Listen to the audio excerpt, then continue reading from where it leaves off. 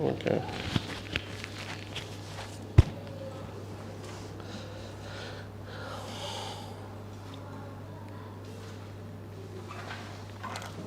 Good morning. All good? Fine. So today it's going to be an important lecture, a very important topic that we are going to start. 1 year every question is coming from this topic, and the topic is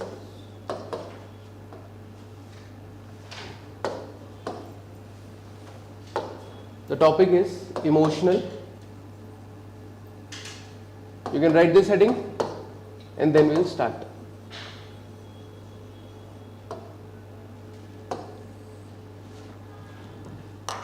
Emotional intelligence, or often it is said emotional quotient, EQ. Emotional quotient. Do you know what is IQ? You must have heard a lot about IQ. What is IQ? Intellectual power, your capacity to think, arrive at solutions, what can be done, what cannot be done. Fine. So see, IQ is the power of your brain. Some kids, some children are born with very high IQ.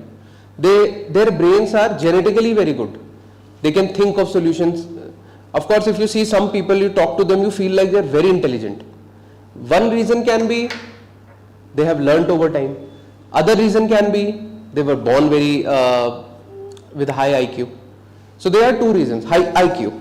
Do you think a high IQ is important in life? Yes, having a very high IQ is always good. For example, tomorrow, if you become the DM of a city and you are in some situation, some riot situation,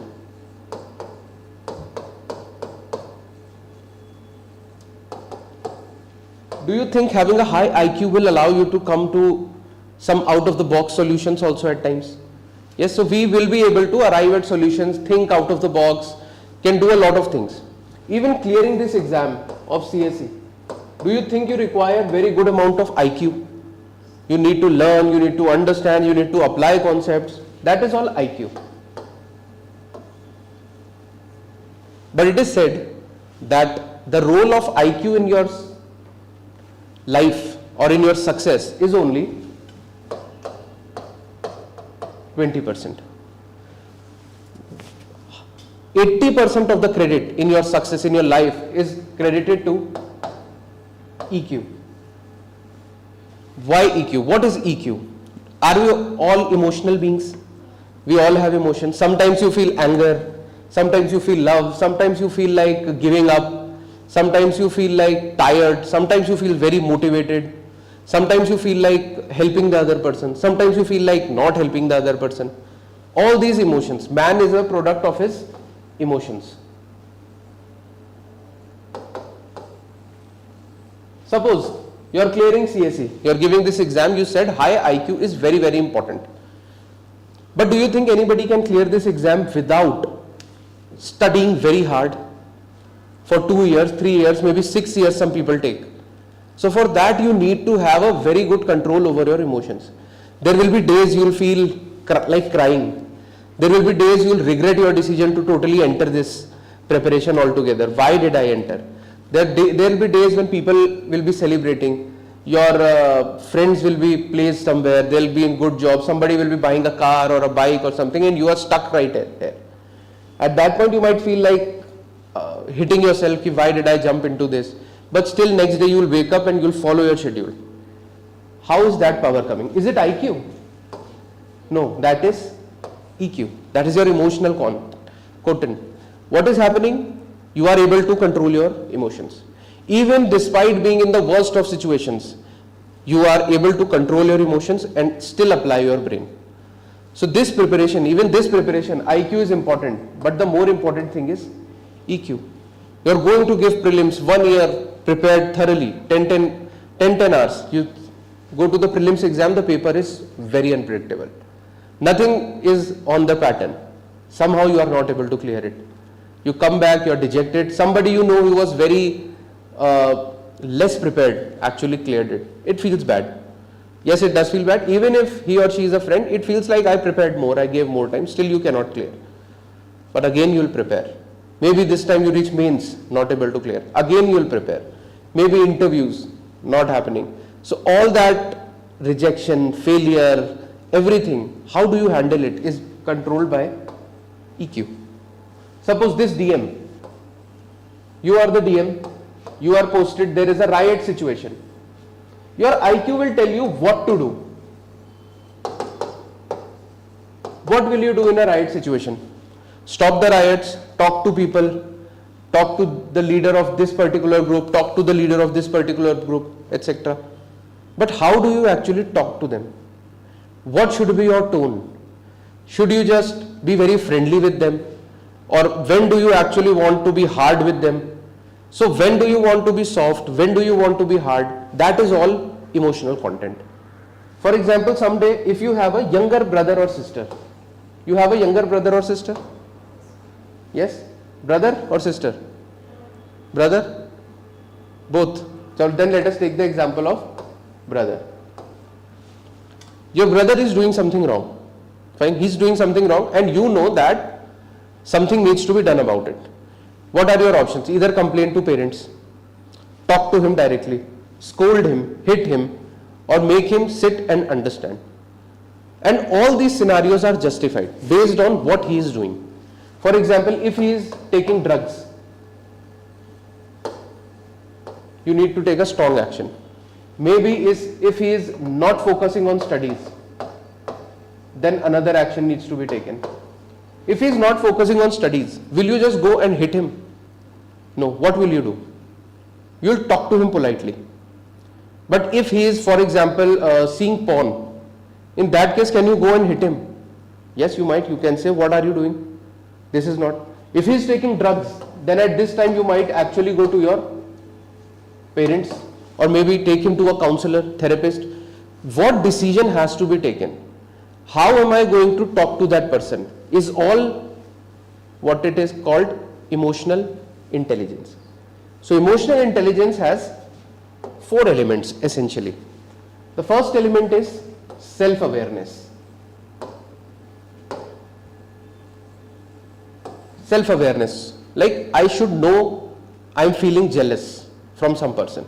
First of all, you should be able to know this is a feeling, this is an emotion that needs to be overcome. Some people don't even know what they are doing is right or wrong. But when suppose a friend of yours got selected, we are happy for that friend. Of course we are happy. But will you not feel 1% ki I should also be there? There is that feeling ki he was not that deserving, maybe I was. So you should know that this is a feeling of jealousy which I am having. Self-awareness should be there. Sometimes if you are in services, you will find a lot of stress. Yesterday we discussed the example. Like we had a very influential friend and he was asking us for little favor. So now that is a stressful situation. Whether you will say yes, no, it depends. Please ma'am. So first of all, you need to be self-aware. If this is the person I am, this is the emotion which is taking over me. Once you know what emotions are coming to you, you should be able to do self-regulation. Suppose if you are moving on the traffic, some person comes in, he is on the wrong side and he has actually hit your bike from behind. Now, what people do? Some people are very angry. You might be seeing cases of road rage. People just get out of their bikes and start to abuse each other, hit each other. That is one reaction. But is that a very emotionally intelligent decision? No. What happens? If you are on the road, somebody has touched your bike, it is okay to be angry, but you will not just start and hit him. It is a crime. So a person who is self-aware will know, okay, I am getting angry, anger is coming to me, but he will regulate himself. He will maybe talk to that person, can't you see what is happening, etc. And this, you created this loss to me of 1,000 rupees. Either you pay me this loss or I'll call the police. If that person is still not paying, what you will do? Maybe you will call the police. fine, or you'll go to the police station, or you'll avoid. The idea is you're not mindlessly acting on your emotions. If I'm angry, I'll hit him. No, that is not how emotional intelligence looks like. You will get feeling. We will be sad in life, we will be dejected, we will be angry, we will be hateful. They are all human emotions. But the thing is, you need to be aware and then regulate these emotions. For example, some time in your life it must have happened, your father or mother scolded you very badly. Very badly. Fine. They even hit sometimes. When we are a child, if they are not in a good mood, they can even hit you. Happens. Scolding, very bad scolding happened. What do? Do you fight with them in the same tone, hit them back? No, not happening. Why? Because there you know, you are controlling your emotions. Even if you are very angry that you should not have hit me, I am not wrong, but still you will not call them back. Why? Because you are able to manage your emotions. That is what you call emotional intelligence. Now do we get the idea of emotional intelligence? So first element is self-awareness, then self-regulation, like you do not hit your mother or father. Self-regulation. Third is you need to have social awareness.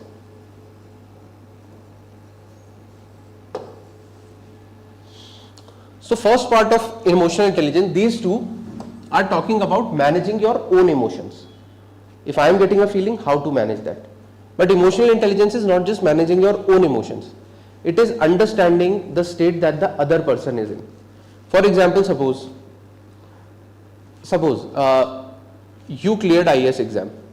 Fine. Final result came, you cleared, but one friend of you who was preparing with you and was very hopeful that he will also go through does not make it. His name is not there in the list. You are very happy. But do you understand what he is going through? Will you understand what he is going through? He is not been able to clear. Or you will just go to him and feed him a sweet and say, come on, let's go celebrate. Or you will stand with him. You will be like, it's fine. You will not show how happy you are because you will be a partner in his sadness. You will have empathy with him. Remember empathy? Yes. You can put yourself in his shoes, because it could have been like he got selected and I was not. So this is what you call social awareness. Understanding the emotions of the other person also. Fine. If somebody has just got married, somebody is getting married, a very old friend of yours got married, but that day what happened? You lost your job. Fine. Now, during his marriage, are you going to tell everyone, I lost my job or lost my job? Or you will shut up, you will be like, today is his day. If tomorrow it is needed, I will maybe tell people, but today it is his day, but I should not spoil his day. This is what you call social awareness. That you understand what is happening with other people. Social awareness. And then based on social awareness, you should have good interpersonal skills. So when you are aware socially, then you will behave in that manner. You will not tell that I lost my job. That is interpersonal relations. For example, if somebody is coming crying to you, a friend of yours came to you, said, I had a very bad breakup. I had a very bad breakup. My partner cheated on me, suppose. Can happen, happens in life. Somebody, someday, your friend might have called you, I had a very bad breakup. So what will you do? Will you say, no, I'm busy in studying, I'm writing a test, please leave? Will you do that? No. Somebody came crying to you, what will you do? You'll ask them, okay, fine, come sit with me, let's talk. Or come, let's go outside, let's have some tea, samosa, we'll talk. You'll try to lighten the mood, so that change the whole aura of the room from negativity to maybe get him to a normal situation, then talk what happened. This is social awareness. Interpersonal skills. You see, some people have a very good quality. If they meet, for example, if they meet somebody for the first time only, they know their ways. They'll talk to them like they know them from ages, and they become good friends in a very, very little time. Then there are some people who are very introvert. They will come in a group also, but they are not able to open up very easily, right? Because they lack interpersonal skills. So again, you understand what is emotional intelligence? What is emotional intelligence? I'll make you write a proper definition, but it is basically you being aware of your emotions and others, and then you are managing those emotions very beautifully. As a civil servant, why are we reading this in ethics?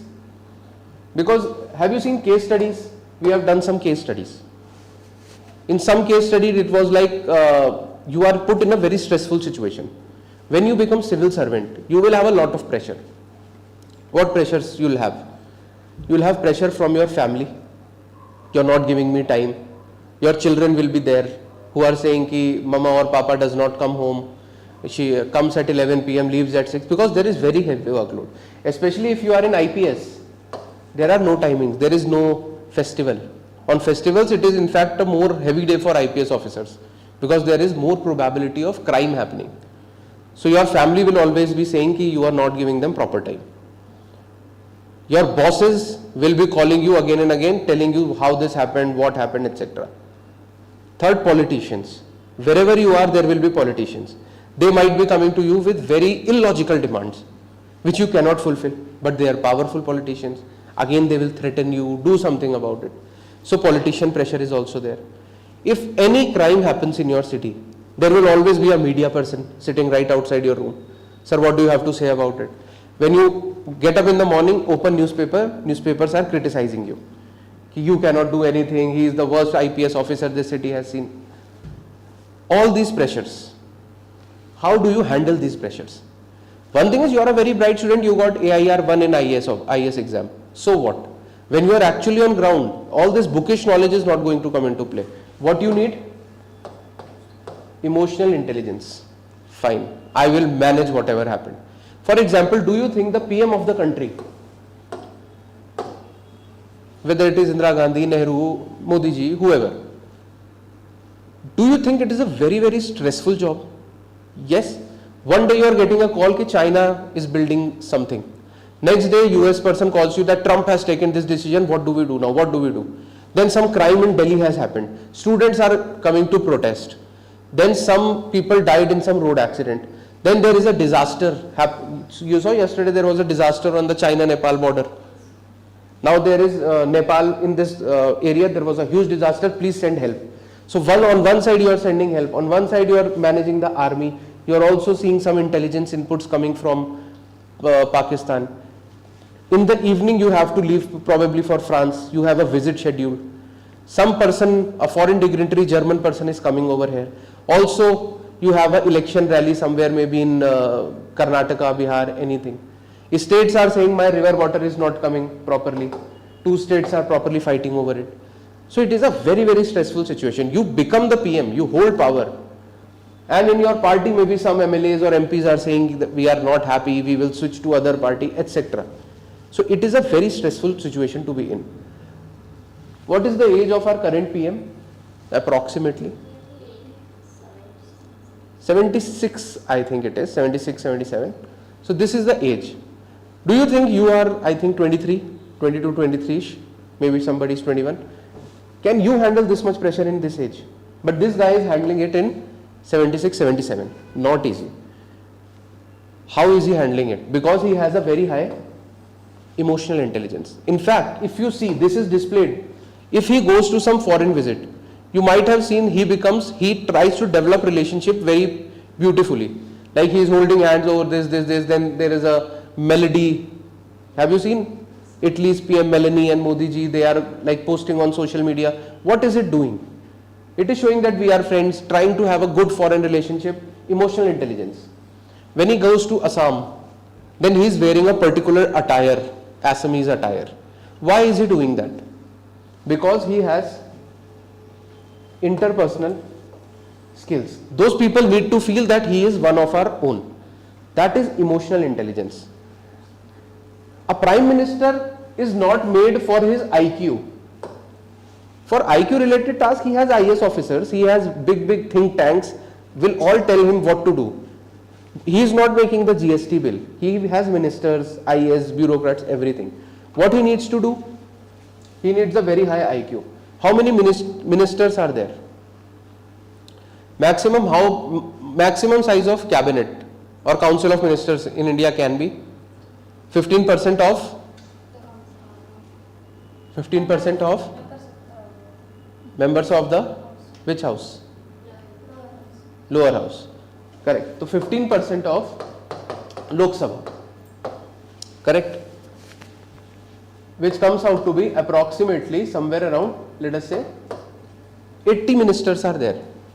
Maybe there are 40 ministries, let us assume. 40 ministries, everybody has their own problems and they are interrelated. Every ministry, suppose it is a railway ministry. Railway ministry is asking funds from finance ministry. Yes. Finance ministry is saying you should talk to the commerce ministry. Commerce ministry is saying we need to first talk with the foreign affairs ministry, external affairs. Everybody, each ministry is again fighting. There are differences. Then to manage these differences, you need a prime minister. If you have read polity, he is called the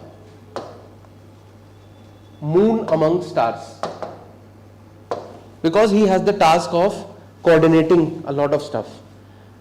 There are how many states in India currently? 28, 29, 28. Union territories are also there. A lot of states are fighting. Somebody is fighting for water, somebody is fighting for tax, somebody is fighting because of politics. Who has the responsibility to keep them united? PM. How will he do that if he is not having emotional intelligence? For example, if there are 50 people in this room, some people are saying tomorrow the class should be at 11 am, the others say 10 am, the others say 9 am. Do I need to have emotional intelligence to balance everything? Yes. So emotional intelligence is a most important trait, especially in leadership positions. When you are a leader, you are working with a team, and any team, no matter how small or big, will have difference of opinion. At some point this person will feel I am doing more work, he is not doing more work. You need to balance them. Yesterday we saw a case study that a woman was basically involved in her homely duties. Her mother was ill, so she was not able to come to office a lot. Then what we saw, her colleagues were getting overburdened. Then it is the role of the manager to tell the colleagues or get them on the same page. That is why you might, if you are exposed to corporate culture, in corporate culture there is a HR manager, and they do something, activities like fun activities they often do in offices, Diwali celebrations, Fantastic Friday, that sort of events. Why they are doing it? They want to build a team spirit, that people come to know each other, understand the emotions of other person. Correct? So that is how emotional intelligence is very important. 20% of your success belongs to IQ, 80% belongs to EQ. It is true even in UPSC preparation. Everybody is highly motivated in their first attempt. Everybody. Fine, they will be studying for a lot of time. One failure or maximum 2 failures. After 2 failures, people go haywire. Some say I'll go to Delhi, I should go to Delhi. Without going to Delhi, I cannot clear. They go to Delhi, but they are not in that laborious mode anymore. In Delhi, there are a lot of distractions. They make some friends, they are chilling, etc. A lot of things are happening, they get distracted because they don't have the emotional intelligence.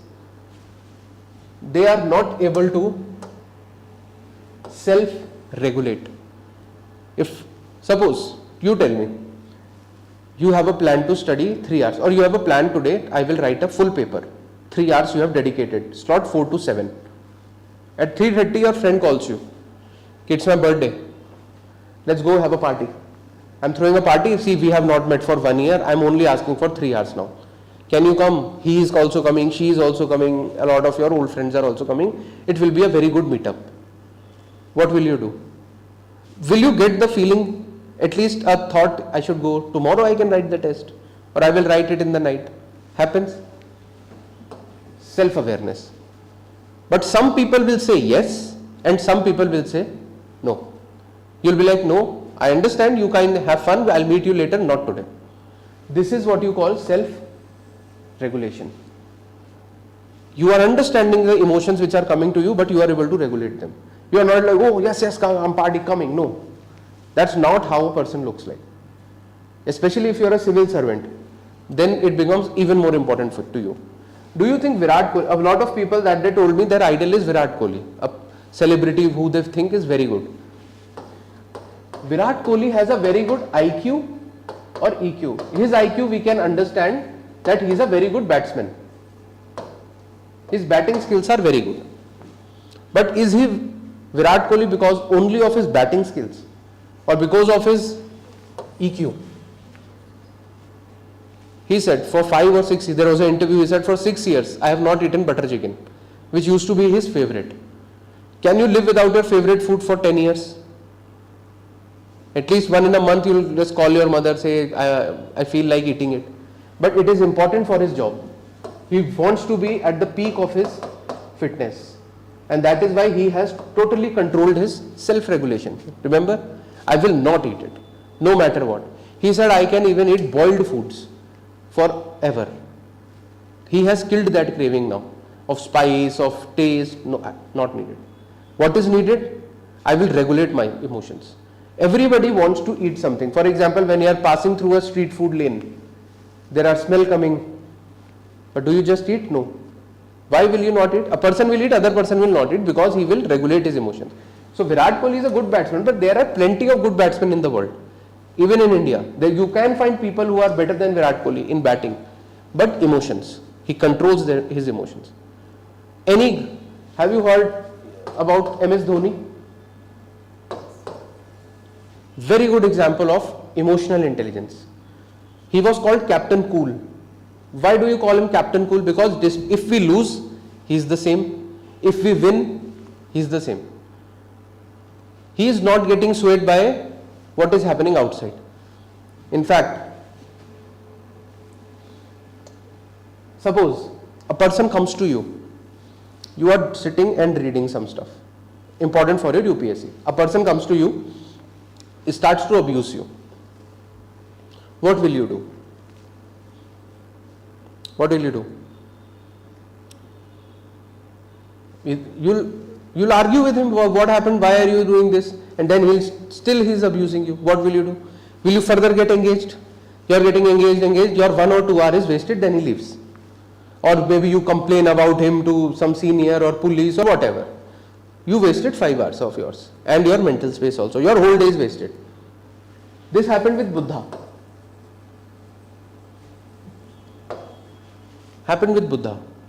So Buddha was meditating. He was in his zone. Some stranger came to him, started abusing him. He did not even care to listen. Who you are, why are you abusing, nothing. He abused for a lot of time and then finally went away. Buddha did not even care to listen to him. He was still meditating. Then some person, when he later woke up from his meditation, somebody asked him, what happened, Buddha? He was abusing you, were you not listening? He said, I was listening, I listened everything. So then why did you not feel angry, or why did you not respond to that person? You are such a big guy. So he said a very beautiful line. He said, if somebody gives a gift to you, but you don't take it, now to whom that gifts belong to? If somebody is coming, giving me a gift, I am not taking it, then who is that gift for? Who will take that gift? Only him only. So he said, whatever he says, I was not accepting. It's not my problem, it is your problem. Abuse me all you want, then leave. He said, only outer things can affect you when you let them affect you. That is emotional intelligence. I will not care about what that person is saying. If you are an IAS officer, daily in newspaper, there will be 10 good things about you, 5 very bad things about you. Everybody will say you are not doing this. Or can you see PM Modi? There are a lot of supporters, but every day lakhs of people are against him also. Lakhs of people will say he is doing this, he is doing, for any person in power. Tomorrow it will be Rahul Gandhi, same for him. Every day you will be abused. Every day people will be like, you are a very bad person, you don't know how to rule, etc., etc. So what? Will this resign tomorrow? No, you need to have a thick skin. You don't care about the outside world. You need to do your work very properly. That is emotional intelligence. Understand the basic concept? So now please write down. We will start with the definition, a proper definition. See, for topics like emotional intelligence, attitude, aptitude, these are repetitive themes asked every year. So for these we will have a standard definition which you will learn. For if it is a new concept, you can frame your own definitions also. But something which is being asked every year, we will learn a proper definition. Remember attitude's definition. It is a enduring learnt predisposition about how we feel about any social object. So it is a technical definition. Remember that. For EI also we will write a technical definition. Please write. According to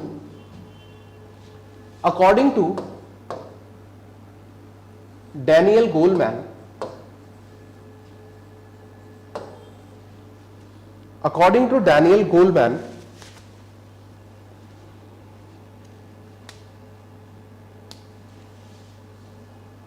EI is the capacity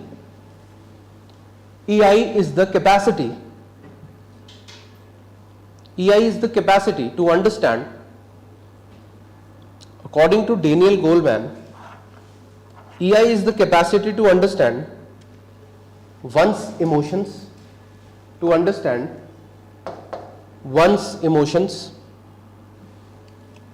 and of others,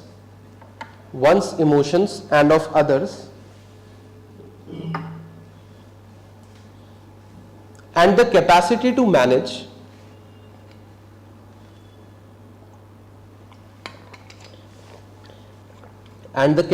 manage emotions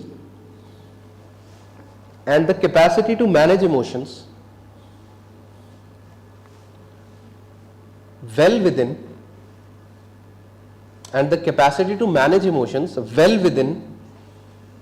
oneself and with respect to others.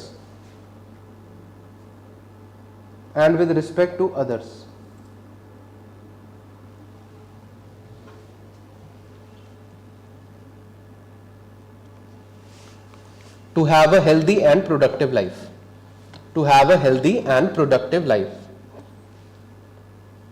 Full stop. To have a healthy and productive life. Full stop. Emotional intelligence has four broader parts.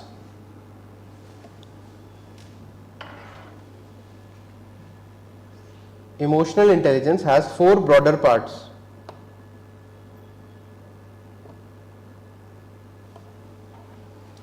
Now write down the four parts. First, self-awareness.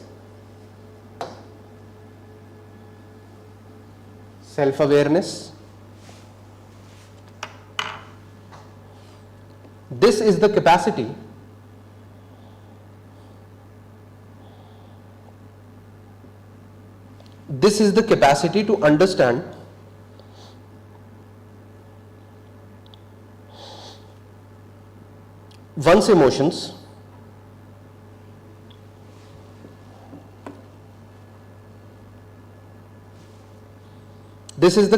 to understand one's emotions accurately.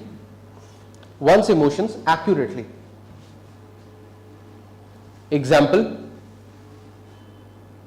anger, depression, jealousy, etc.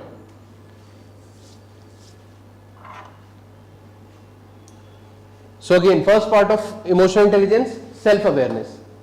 Understand what you are feeling, why you are feeling it. Firstly, you should understand your own emotions. For example, tomorrow your friend got selected, you did not. You are not getting a good feeling. Will you go and fight with him? No. You will understand, I am feeling jealous first of all. Some people say, I don't feel jealous. I am a very good person, I never feel jealous. Not true. It is a human feeling. Everybody feels jealous. Fine? And it is nothing wrong in feeling jealous. You should understand, yes, right now I am feeling a bit jealous from you. That is self-awareness. Second is self-regulation. What you do with that jealousy is now important. Self-regulation. self-regulation oblique management. Self-regulation oblique management. Now because you feel jealous with that person, will you start to abuse him? Will you break your friendship because you got selected, I did not? No, nothing of that sort. You will keep it within yourself. You will try to show him that you are happy for him. Happened with some of us? Yes. We will try to say, amazing, yeah, come on, let's party. You will try because you are an emotionally intelligent person. You know I'm feeling jealous, but you will not show it. You will not call to the UPSC and say, I know that he has a wrong caste certificate, so you should not give him admission. You will not do that. Fine. But a jealous person who has no self-regulation can do that. So please write down self-regulation. This is the, this involves managing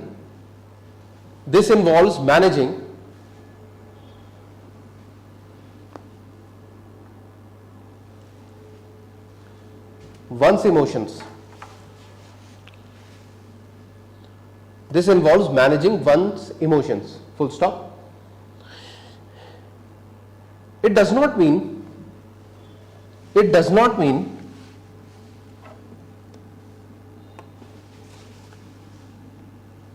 completely abandoning the emotions altogether. It does not mean completely abandoning the emotions altogether. Abandoning the emotions altogether. But it means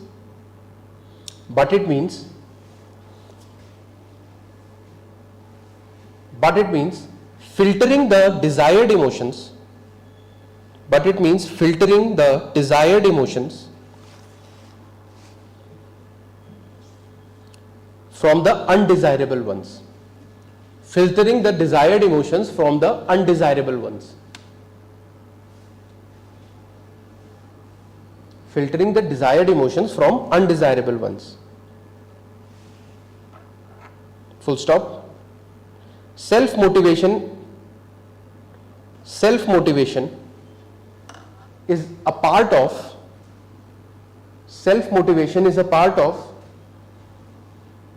self-management. Self-motivation is a part of self-management. Example, or rather, right, that is a part of self-management, that is keeping oneself motivated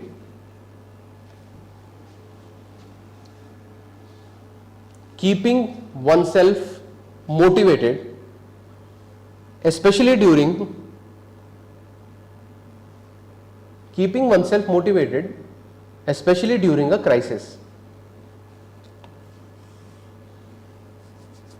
Especially during a crisis.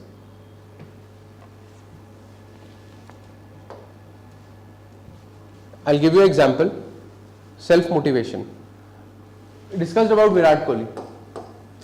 You know, when Virat Kohli was playing for Delhi, basically before he was converted into a big cricketer, he was playing first class matches, normal cricket matches that all cricketers play.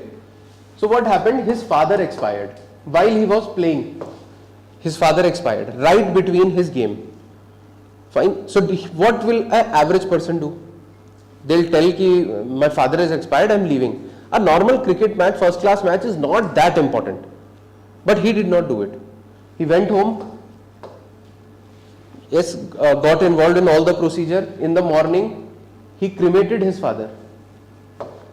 Cremation happens, no? You give fire to the body. Cremated his father, and right from there he went back to the cricket field to complete his innings and help his team.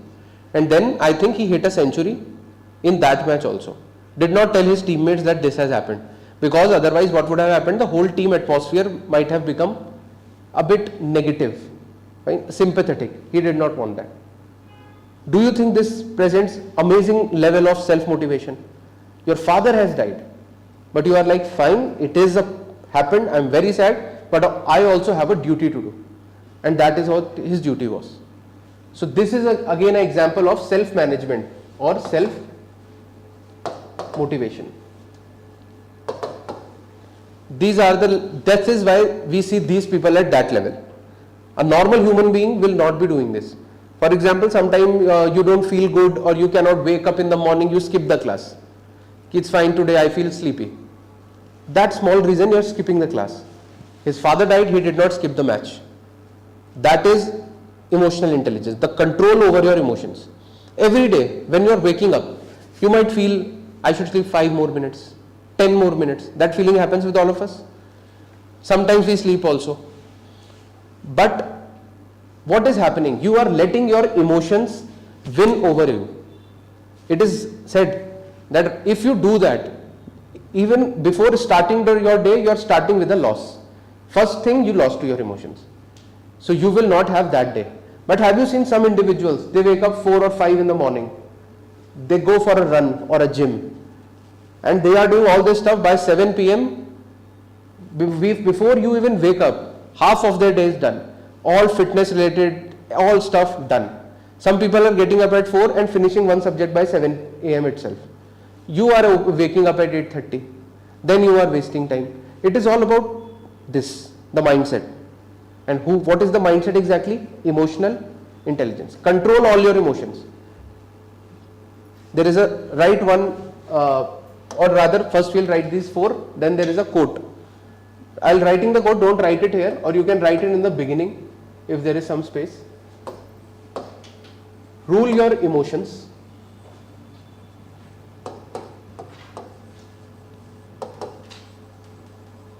Rule your emotion, lest your emotions rule you.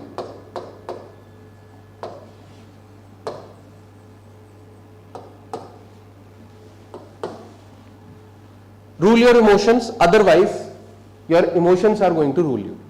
And any person in this world who has been successful has always ruled his emotions. Even if you see Indian spirituality, today even if you see people like Sadhguru or Acharya Prashant or anybody, whoever you follow, there are a lot of spiritual practices in India. ISKCON is there, Chinmaya Mission is there, a lot are there. Are they always talking about this thing? Rule your emotions. You might feel lustful, but control it. You might feel attracted to money a lot, control it. Fine? Always have control over your emotions. All they say, meditate, meditate. Why do they ask you to meditate? To control our minds. Yes. Have you ever tried meditation? Anybody here? Is it difficult to concentrate for 10 minutes? When you sit idle, close your eyes. Thousands of thoughts cross your mind. Always crossing. You are thinking about something. Meditation is not thinking about anything. Staying in that area where you are not thinking about anything. Clearing your mind. It is very difficult today. Especially after every half an hour or so maximum, you will always pick up your phone. You don't know what you are doing with your phone, but you will just pick up, open, some app you will open, whichever you are addicted to. You will scroll for 2-3 minutes. Sometimes it gets converted to 20-25 minutes also. Then you will keep it. If I give you a break every day, 10 minutes, how many of you touch your phone? All? Anybody here who is like, it's a 10-minute break, now I'll sit. We all are touching our phones. Because our minds cannot be controlled, are not being controlled by us. Your emotions are ruling you. But the idea is, rule your emotions. Maybe your father or mother is still not addicted to the phone. They can sit for hours like this. You will find them boring. But that is not boring. That is, they have control over their emotions. Right? So this is emotional intelligence only. Controlling your emotions. Next, third point in this, write down. Third point. Social awareness. Social awareness. This involves the capacity to understand.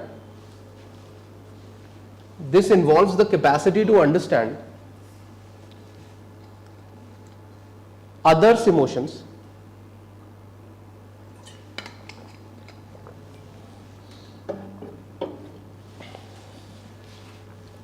this involves the capacity to understand others' emotions, that is empathy. That is empathy. Full stop. social awareness is not just about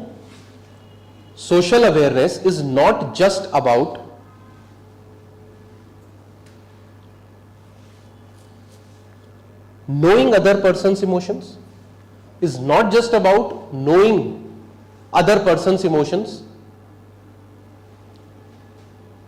but also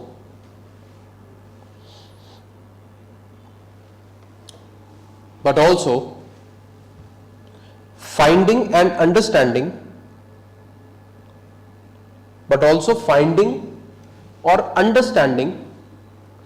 the reason behind those emotions.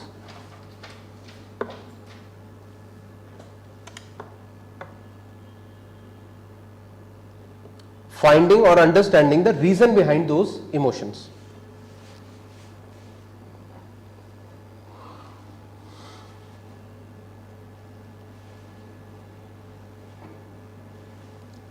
Understand? Social awareness. Understanding others person's emotions. Understanding why he is so unhappy about, if he is sad, if he is going in depression. Sometimes it happens with you, maybe somebody in your family is sad. Younger brother, younger sister, they are sad. You go to him, what happened? Tell me, what happened? Are we asking them why today you are not smiling, not talking to anybody? What happened with you? What you are trying to do? You are trying to be using your emotional intelligence, understanding why that person is sad. Some people don't care, but some people care. What happened? Someday I find some of you off. Something happens with you. Fine? So I might be trying to talk to you to understand what is wrong with you. You had a bad test, you had a bad day at home, something happened in your life. Fine? So this is social awareness. Understanding what is going through the other person. If you only know the emotion of other person and why he is sad, then only you will be able to properly manage that emotion. For example, if there is a mob, Hindu-Muslim riots are happening, you are the DM.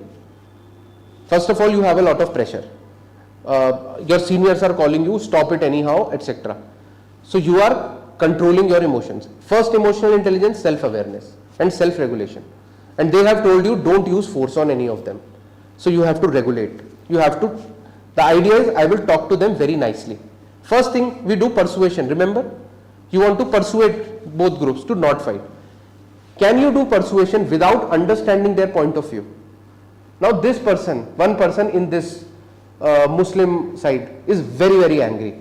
He is holding a gun in his hand. No, I will shoot this person. He did this with my religion, etc. He is ready. Will you start to hit him right there? Or will you like, what happened? Tell me. I am on your side. Tell me exactly what happened. You will try to calm him down. What you will try to do? You said, what is the exact problem? Tell me. He will tell you the exact problem. Then you will say, come, I'll take you there, I'll discuss. Then you will take him there, try to discuss. Firstly, what you are trying to do? Understand his emotions. Why he is angry, reason behind it, and then what we'll do in the fourth step, we'll try to manage it. Okay, this is your problem, I understand now, I will manage. Tell me one common person. How can you tell me one? Suppose there are two people fighting. One Hindu, one Muslim. Both are angry, both have thousands of people behind them. They are ready to kill each other. How are you going to stop it? You cannot use force. You can talk to them only. Two groups are there. First approach we call is ringleader approach. Find the leader. Every group is listening to one leader. Take their leader and say, we'll come. Take them inside, try to talk reason with them. If they still are not understanding, ask them, who is the common person you both trust? There will be some common person, some respected person, some celebrity who both like. They say, no, he is a good guy. For example, if you have heard about Dr. APJ Abdul Kalam, fine. Hindus loved him, Muslims loved him. He was seen as a non-partial guy, scientific guy. Nobody hates that person. So that kind of people we want. So what will we do? Suppose we'll say, okay, you listen to this person, I will take both of you to this person, and then whatever he says, we both will agree. Do you think there is a higher chance they'll say, okay, fine? Yes. So that is how emotional intelligence is. Because you are in police, you have a gun, does not mean you will start shooting it at whoever comes in your path. You will try to diffuse situations using your brain first. That is why firstly they check your IQ. IQ is checked in UPSC, prelims, mains, interview. But why is this so difficult exam? It's not difficult because of IQ. The difficult part is surviving this pressure situation. This attempts. Tell me one thing, have you seen mains papers? Yes, mains paper happen on one Friday, Saturday, Sunday. On Friday it is essay, on Saturday it is GS1, then it is GS2, on Sunday it is GS3, then it is GS4, next Saturday it is language paper, other language paper, and on Sunday it is optional 1 and 2. 5 papers in 3 days. Have you ever written full length papers? No. If you write them for the first time, your fingers will start to pain because you have to write. Why are they giving only 3 hours? 3 hours for 20 questions. If they wanted to check IQ, they could have given 5 hours. But they want to put you in a very, very pressure situation. You are writing essay, then you are running home. You are revising whole of GS1 in half a day, whole of GS2. You are revising, then you are coming to the center, you are writing GS1, then they are giving you 1 or 2 hour break. In this you have to eat also, revise also, then again you are coming back, writing a 3 hour paper, then you are exhausted. 5 PM this ends, you reach your home by 6 PM, you eat something, it is 7 PM. But next day 9 PM there is an exam again, GS3, and you also have to revise GS4 because in that 1 hour you will not be. So again you are doing all that. You are bloody tired, but you are doing that. Why are you doing that? Because EQ. Some people will say, oh, let it be, I'll see what happens. There is one attitude in exams, right, which we do in usually school exams or college exams. Let it be, we'll see what happens. But not in UPSC. They are testing how mentally strong you are, not just your IQ, your emotions. Then when this happens, then they keep the optional on the last day. Toughest exam, optional. Most difficult to score marks is optional. If you score in optionals, you are in, otherwise you are out. Last exam, when you are totally exhausted. Yep. If you have not given mains, I'll tell you, I have given a lot of mains. What happens when you are writing your last paper, optional 2, and it is already 4 PM. You are in this journey since 2-3 years, and now you realize once this paper ends, I will be free. At that point, that feeling is coming. You are not thinking about clearing or making history. You are just thinking about this will end. At least 1 or 2 month break is coming for me. So what happens in this? People are more focused on just completing the paper rather than writing quality.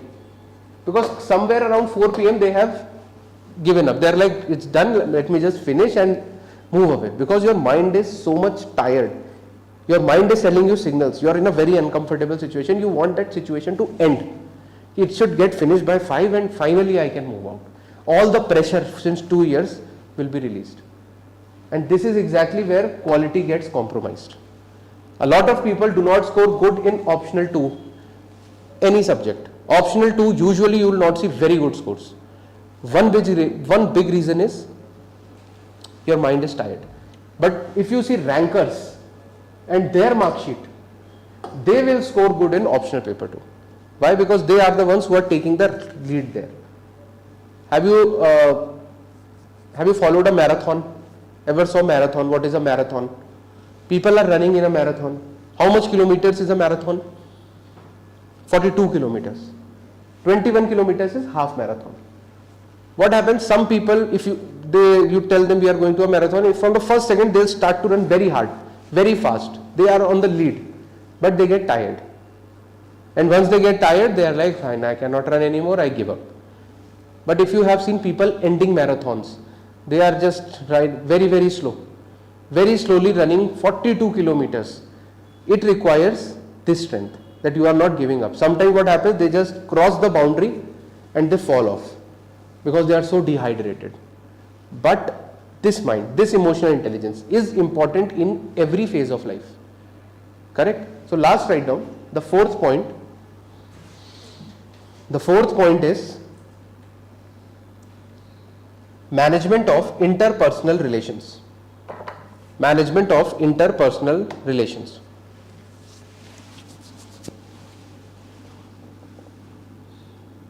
This involves the capacity to manage. This involves the capacity to manage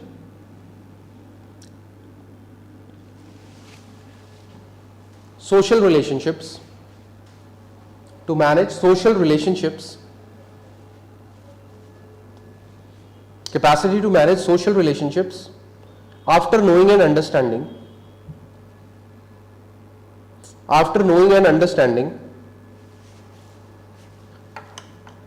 the emotional status of others. After knowing and understanding the emotional status of others. The emotional status of others. So these are the 4 parts. Correct? So now if there is ever a question on emotional intelligence, which will always be there, every year they ask.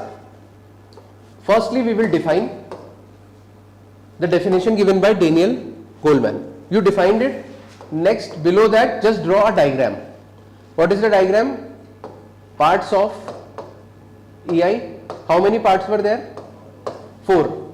Self-awareness, self-regulation, social awareness and interpersonal management. So this should be your template. In fact, while even writing, before writing the introduction, you can also write this quote. Always relevant. So start with this quote, write EI definition and draw that diagram. Then we will see what the question is asking. You can make this a template in each of EI question. What I am going to do in next classes, we are going to see previous year questions and we are going to attempt them right live in class so that you understand how answers are being written. What could we have done? If you do that with 10 answers, you will be able to do next 10. Fine. So question on EI. First thing was quote, definition, diagram. Done. Any doubts till now? No. Now tell me, if they ask what is the relevance of EI or emotional intelligence in the life of a civil servant. So you have to tell me situations in life of civil servant, why they need very strong emotional intelligence. Why they need so much of emotional intelligence. I will start. Because there is pressure from seniors which they need to manage. What else is there? Political pressure. Yes. Political pressure is there. Some politician, minister is always calling you. He is asking you what is happening, why are you this, why that, etc. Do this task, don't arrest that person. You know he is a criminal, still don't arrest. Emotional intelligence. Suppose I have told you the example of Satyendra Dubey. What he did? There was some problem in Golden Quadrilateral project. He was in NHAI. He was pressurized by corporates. He was pressurized by politicians not to take action. But he did not give up. He was like, no, I will take action wherever it is required. And he lost his life for it. Remember what he had? Emotional intelligence. Courage is also a product of emotional intelligence. If you are not emotionally intelligent, you will say, okay, fine sir, I will do it. Emotional intelligence also leads to courage. So fine, political pressure, seniors pressure, what else? What other types of things are there which a civil servants require EI for? Is there media pressure? Huge media pressure is there. You cannot get swayed away by the media. You should learn how to take criticism. What else is there? Threat calls. Yes. Threat calls from mafias, especially if you are taking action against them. Do you think there is a lot of bribery attempt which you need to control yourself? No, I will not take the bribery. What else is there? Work-life balance. Work-life balance. If you are in IAS or IPS especially, forget about work-life balance. There are no fixed working hours. You might start from 10 AM and it might go until 12. You are sleeping at 1 PM, finally you go to sleep at 1 AM at night. At 2 a.m. you receive a call, sir, there is a murder in this area and it is like a very serious murder, we require your presence here. At 2 a.m. also you will have to go. Understand? So that is not a part of your job, that is, you will not feel like going. I came after a 24-hour shift already, now you are again asking me to go, but you will go because that's your duty. You should be very emotionally intelligent. Yes, I need to go in this particular situation. What else? What else is there? Disaster management. Fine. Suppose you are in some border area and there is a disaster, big landslide. When you go there, you find many people have died. You can see dead bodies. Blood is spilling over there. You see a hand, just a hand, all mutilated. Somebody's head like this, brain is coming out. Are you ready for this? Be ready for this. This happens. You will see dead bodies. You will go to postmortem rooms to investigate. Fine, you will see some girl who has been gang raped, her intestines are out. How are you going to deal with it? You need to be emotionally intelligent. You cannot say, no, I cannot see, I will go. Fine. Are you afraid of cockroaches currently? Cockroaches, lizards, rats, nothing of that sort. You will have to stand there, take a decision. You need to look at the dead body to understand how the crime was done, so that you can do a proper investigation later. So this is how disaster management is happening. Crimes are happening. Crimes are going to have a very big psychological impact on you. You need to be careful about it. Fine. So in all these situations, what we need? Emotional intelligence. So you can draw this diagram like this only and draw all these things. This is what they call a sun diagram.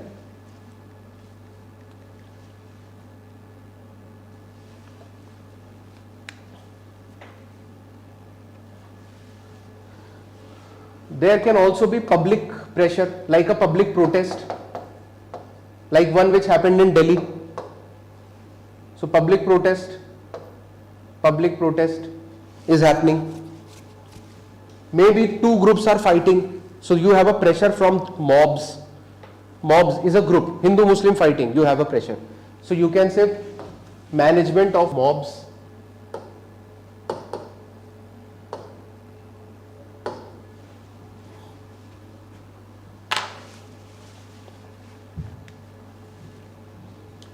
So this all you can write in relevance of emotional intelligence in civil services.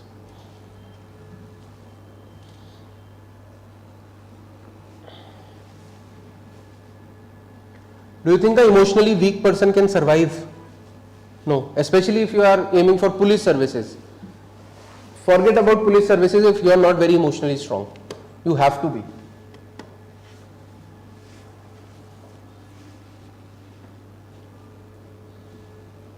In interviews, UPSC has a stage interviews. Often in interviews they are trying to check how emotionally intelligent you are. Fine. Some people score very well in mains, but when they go to interview they are getting very mediocre marks. Why does that happen? Because we are nervous sometimes. How will we face this person? When you are just put under some pressure, 5 people asking you questions, you are not able to frame. You know the answer, but you are not able to frame. Sometime in pressure you give wrong answers. Fine, a lot of things is happening. So they are trying to check what is your emotional stability. Like in class I ask you a lot of questions. So why am I asking questions? Not because I want answers from you. Answer I know, I can teach. But I want you to speak up. Because when you speak up, you think. When you think, the next step is you start to frame it properly. If you are able to frame it properly, slowly you will gain the confidence. Everybody starts from here. Nobody knows the answers, nobody knows how to frame. We are all learning. Your first answer will be very bad, second also will be very bad, third also will be very bad. But when you are giving your 200th answer, you will see the development. That is why I always suggest try to speak up. Even if it is wrong, does not matter. The day your interview is there, that day you should be perfect. You don't need to be perfect in the class. Fine. Everybody done this? Next, write down. Next we'll write down. An emotionally intelligent person has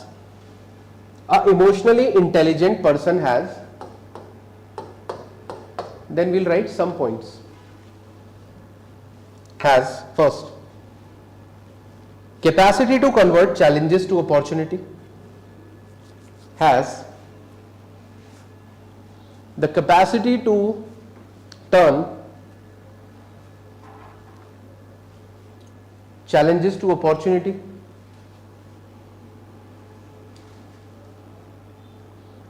If we talk about, I gave you an example that day of Armstrong Payne.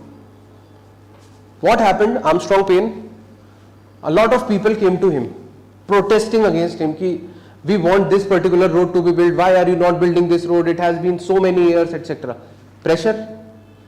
He understood the problem of those people, social awareness, understood I am under pressure, and then using an intrapersonal skill, converting his EQ with IQ, he came to a solution that let us do one thing, you donate some money, I will also donate some money, we will build the road right now, and then later when the fund comes from the government, I am going to refund. Is it displaying his emotional intelligence? Yes, it is displaying that how he converted challenges to opportunities.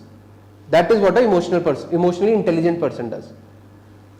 Do you see the difference in reactions sometimes between your mother and your father? If you do something wrong, your father might just come and start scolding you, oh, what is this, oh, this is not happening. But your mother manages. Generally it is held that females are more emotionally intelligent. Daughters or sons often tell their secrets to their mothers, but not their fathers. Why? Because they create an environment where you are comfortable. They are more socially aware. They have better intrapersonal relationships. So usually that happens. That is all EI. So converting challenges to opportunities is, example is Armstrong Payne. Next, write down next point in this only. Has the capacity to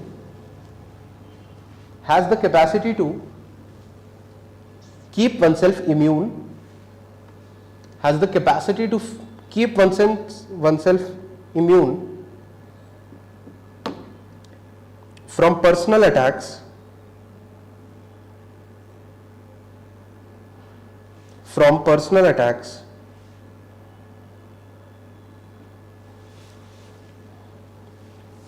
or criticisms, from personal attacks or criticisms.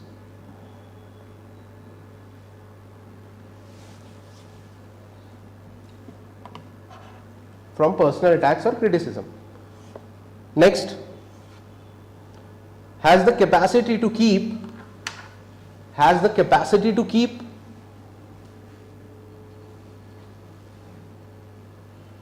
oneself and others motivated. Has the capacity to keep oneself and others motivated, especially during the time of crisis.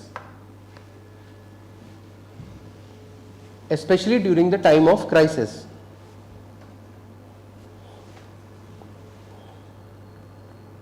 Next, has the capacity to resist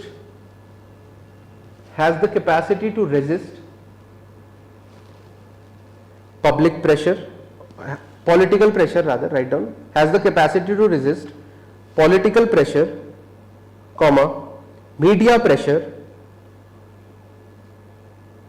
comma, pressure by goons or mafias, etc.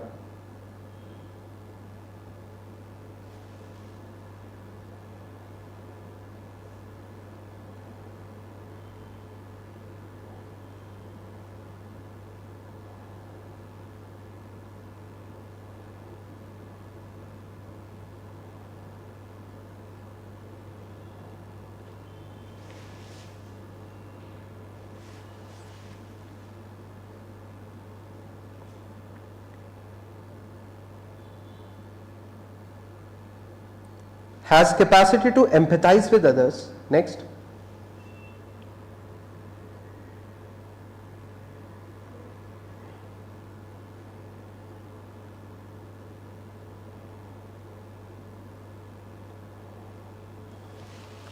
has capacity to empathize with others, especially towards weaker section.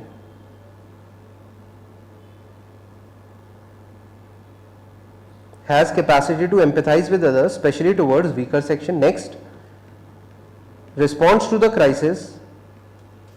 He responds to the crisis.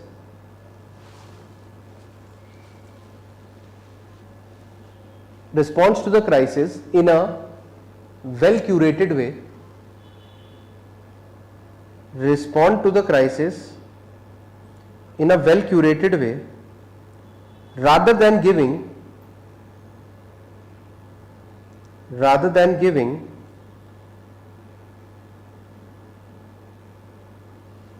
a knee-jerk reaction. Rather than giving a knee-jerk reaction.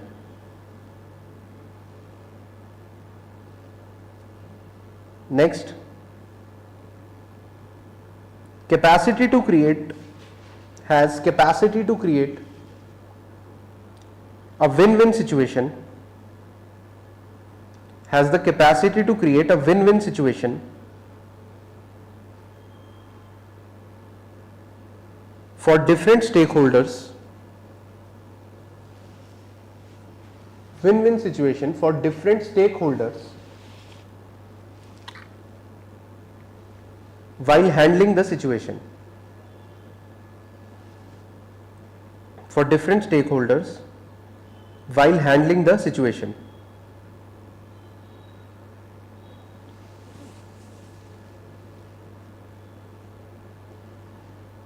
While handling the situation.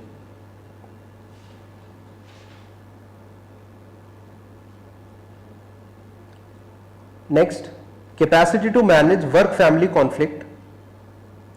Capacity to manage work-family conflict positively. Capacity to manage work-family conflict positively. Full stop.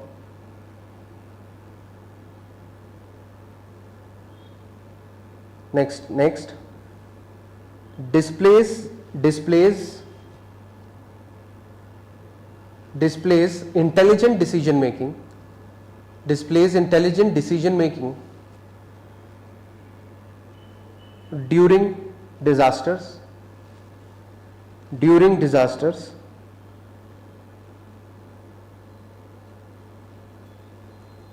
And last, capacity to manage irrational elements. Capacity to manage irrational elements of the society. Capacity to manage irrational elements of the society.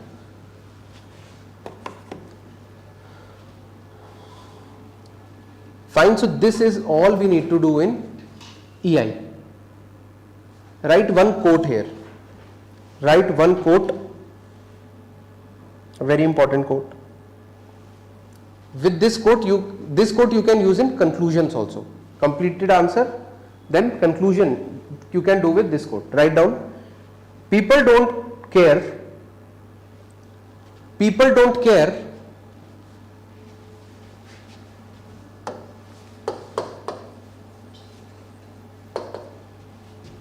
people don't care how much you know,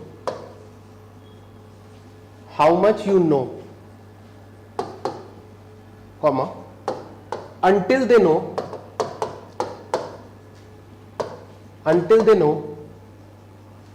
how much you care. Until they know how much you care. People don't care how much you know until they know how much you care. Is it a good quote? Yes, it's good, it's catchy. Writing that in conclusion is going to hit the examiner. Good thing.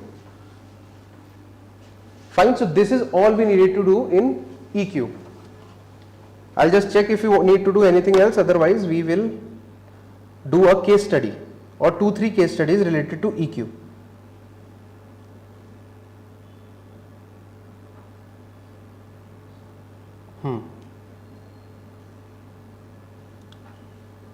Fine, that's all.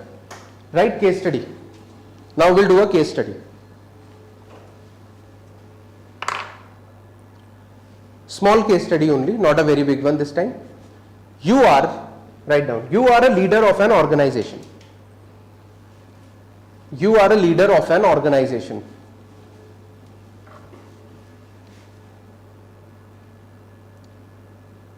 And your organization is known for,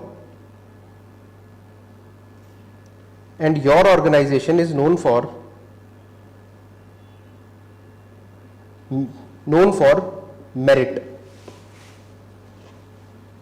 is known for merit. That is following rules and regulations,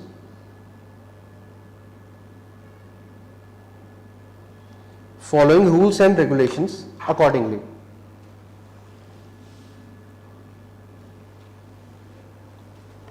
Full stop. There are some people in the village, where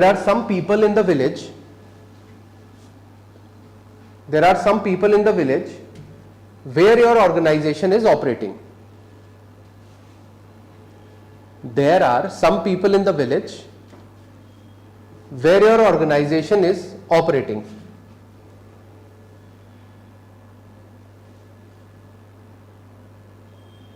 Where your organization is operating, full stop. One day, people of the village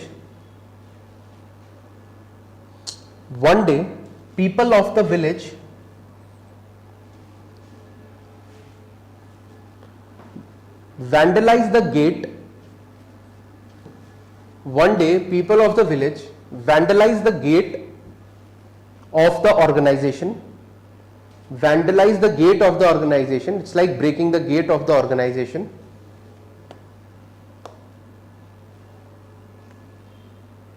And force the manager to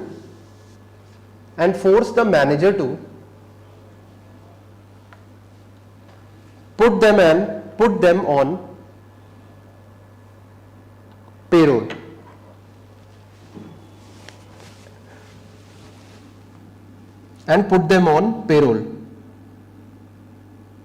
Full stop.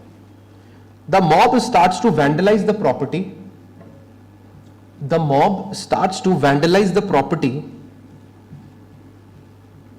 While the employees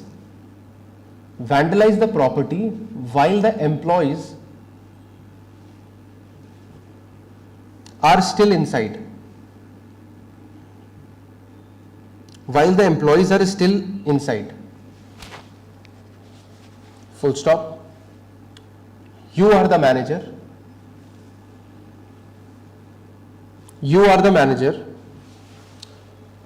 How will you handle the situation? You are the manager. How will you manage the situation? You are the manager. How will you manage the situation? Take 5-6 minutes. Think about it. Have a rough plan somewhere in the rough area, and then we'll discuss after 5-6 minutes.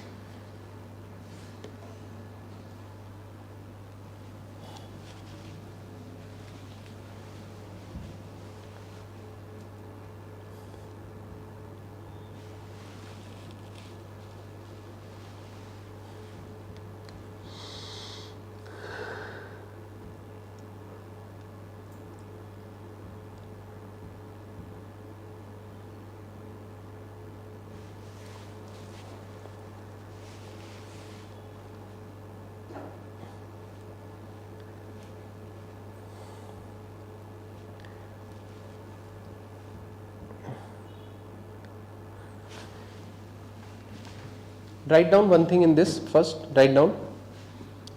Also, next question only, a part here. Identify the stakeholders.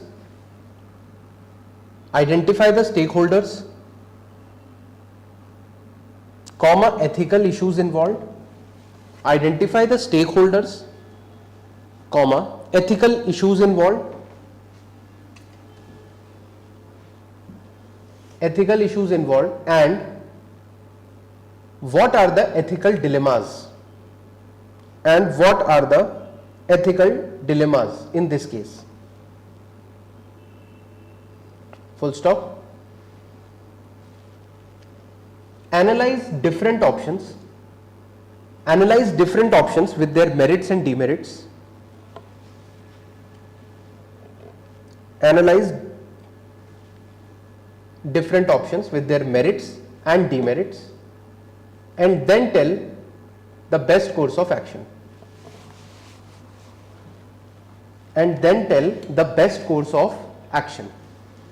So we have a lot of parts of this question now, and we will understand each and everything in this one. Please take 5, 6, 8 minutes, whatever you need.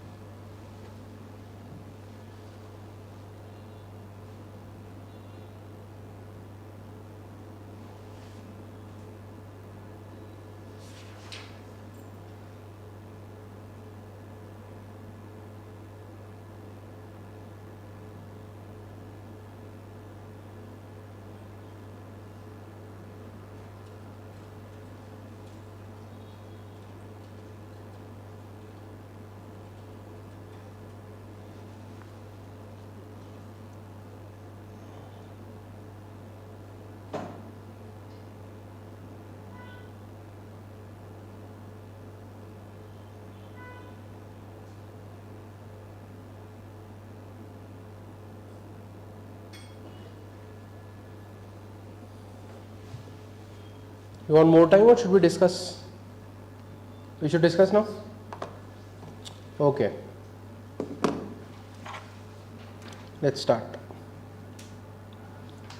You understand the case? You are running a company in a village, but you are always having recruitment based on merit. Fine, you want merit, you are conducting interviews properly, everything is happening. But now these local villagers are attacking you, they say we need to be on the payroll, employ us. Now tell me, firstly, let us make it a particular habit. Whenever we are going to start, we are always going to write stakeholders, even in our real answers, not just in class. If you want, you can go and see the copies of Vishakha Yadav, 2019 AIR 6. Please write down Vishakha Yadav, AIR 6, ethics copy.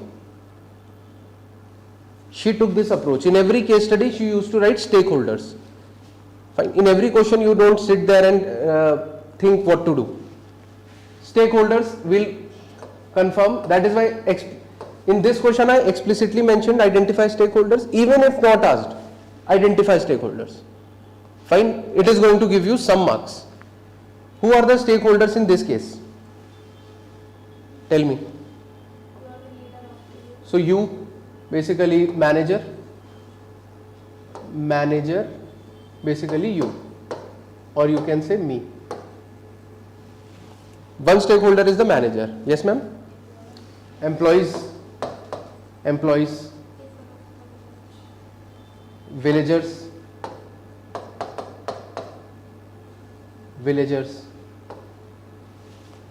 who else? Fine, you can say, yes, these are normal villagers and this is the mob group who are coming to attack you. Who else? Future job applicants. Some people have already applied for jobs and you are about to confirm them maybe tomorrow or next week. But now if you give jobs to these people, they also become a stakeholder because they will lose the job now. So future, that is how you identify stakeholders. Future job applicants. Please draw this. Write all the stakeholders first. Then we'll move on.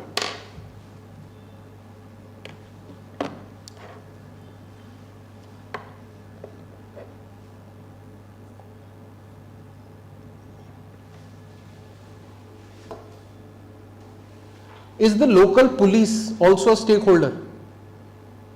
Yes. Because in theirs, this is a law and order situation. So local police is also a stakeholder. Manager, employee. There will be some owners of the organization also. Shareholders, you can say. So shareholders of the organization. Shareholders. So they also become the stakeholders. So we have identified so many stakeholders.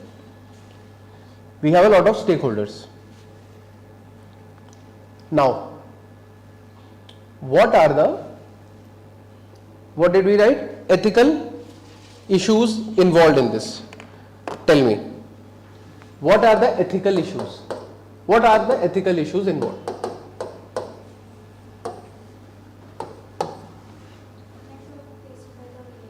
Yes, unemployment faced by the village people. Unemployment. Yes, what else? Yes, one by one. Fear of mob. Fine. Fear of mob is there. Yes. Fear of job loss. Yes.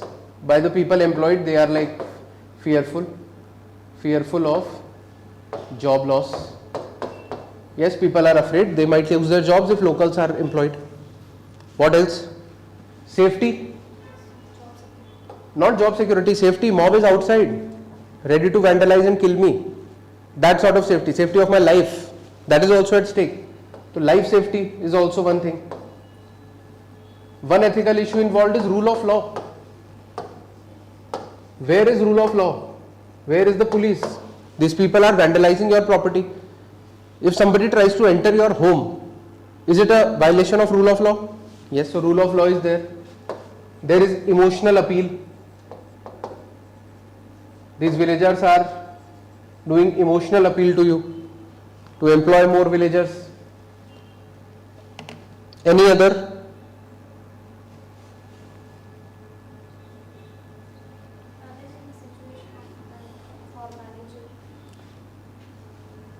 That best, but that is not an ethical issue, that is a situation. One ethical issue is meritocracy. Meritocracy will be sacrificed if you listen to them. Fine, so meritocracy versus favoritism, nepotism, that can be one angle. So these are the ethical issues involved. See, usually what happens, UPSC is not asking stakeholders, ethical issues, ethical dilemma, everything. But either they ask stakeholders sometimes they ask ethical issues, sometimes they ask about ethical dilemma. So we are doing all three. Fine. Whatever is asked, you write this. For example, suppose they have asked what are the ethical issues, but they have not asked stakeholders. But so our intro will become stakeholders. We'll use stakeholders as our introduction. Suppose they have asked introduction. So in intro we can go for ethical issues. So we will try to manage this stuff. Suppose if both of these are asked, then we will identify ethical dilemmas and this will become our intro. We will say like this is a classic case of ethical dilemma between meritocracy and favoritism, comma, rule of law versus compassion. You might have compassion towards those villagers. They had good relations, but you also cannot go against rule of law. So this ethical dilemma is also there. Then there is a very big dilemma of employee safety versus community expectations.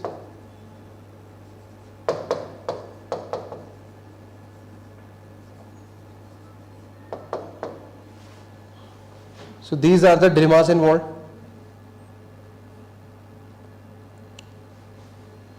One ethical dilemma can be short term. Should I prioritize short term safety of my employees or long term integrity of my organization?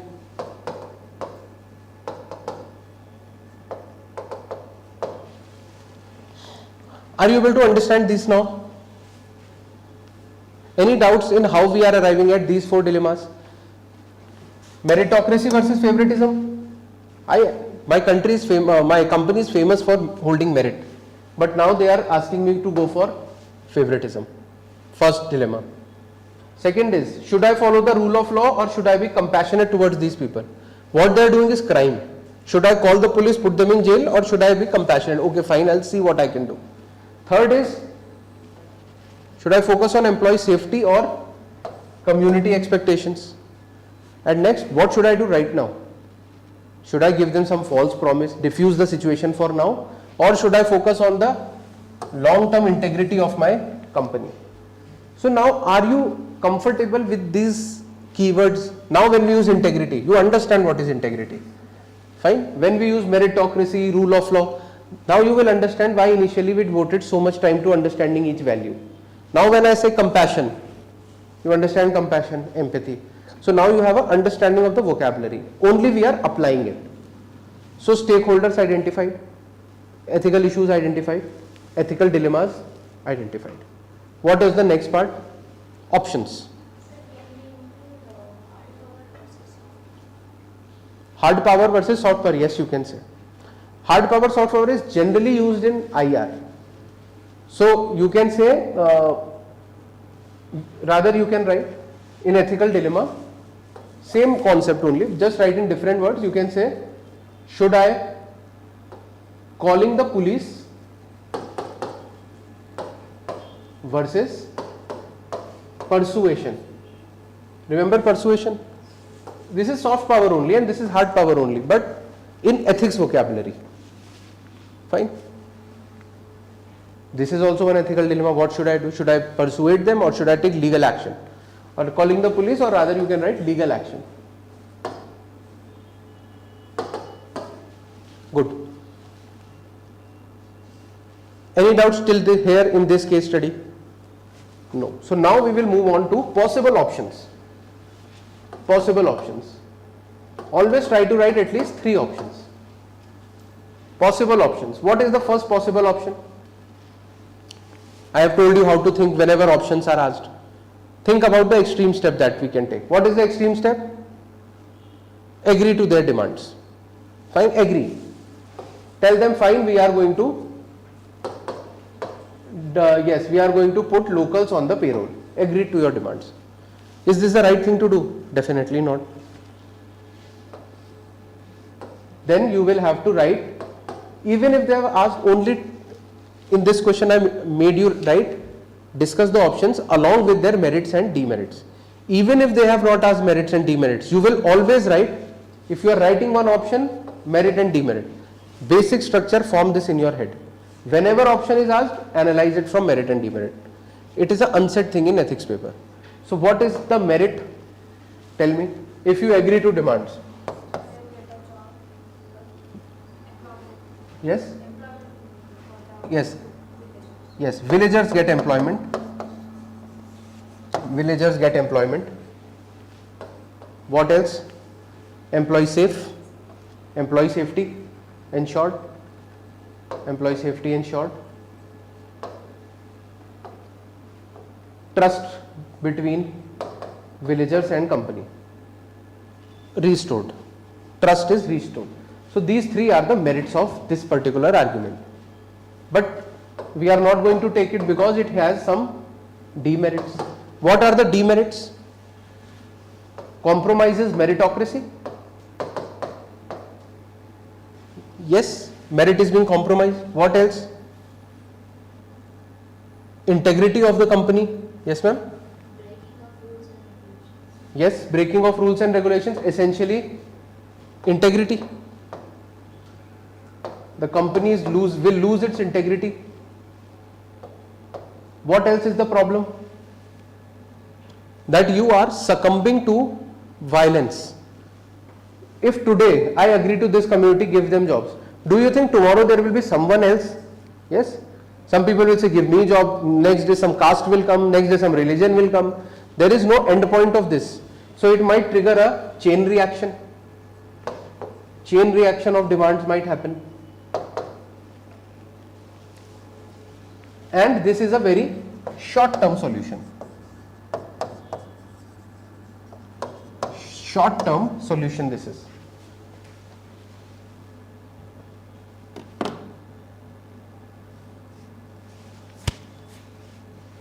Will it also demoralize the deserving candidates? Yes. For example, you are aiming to go to Google since your childhood, but Google says I will only employ people from Mumbai now. Will it demoralize? Yes, it is going to demoralize us. So you can also write one more demerit is demoralizes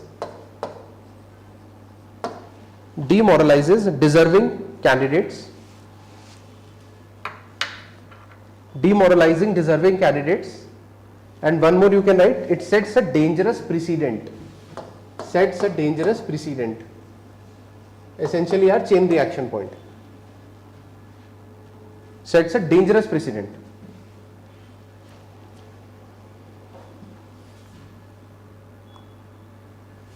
Now second option, what is our second option? Call the police and take legal action. Don't listen to them. Take legal action. Legal action. What are the merits of taking legal action? Tell me.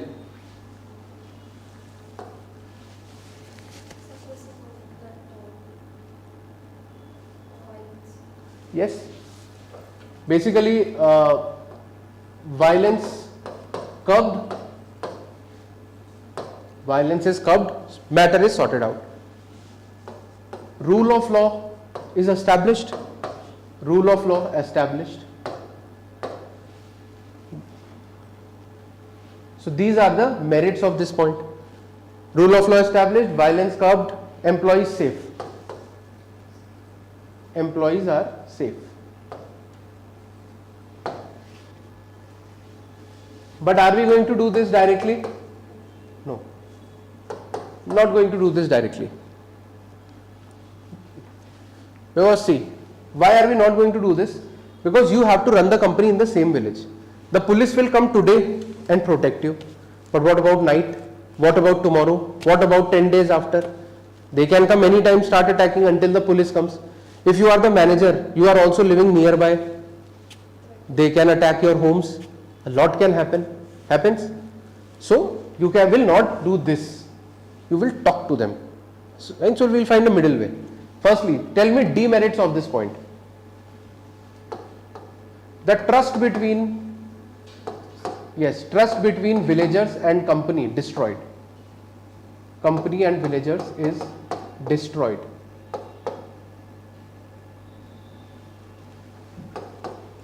Trust between villagers and company destroyed.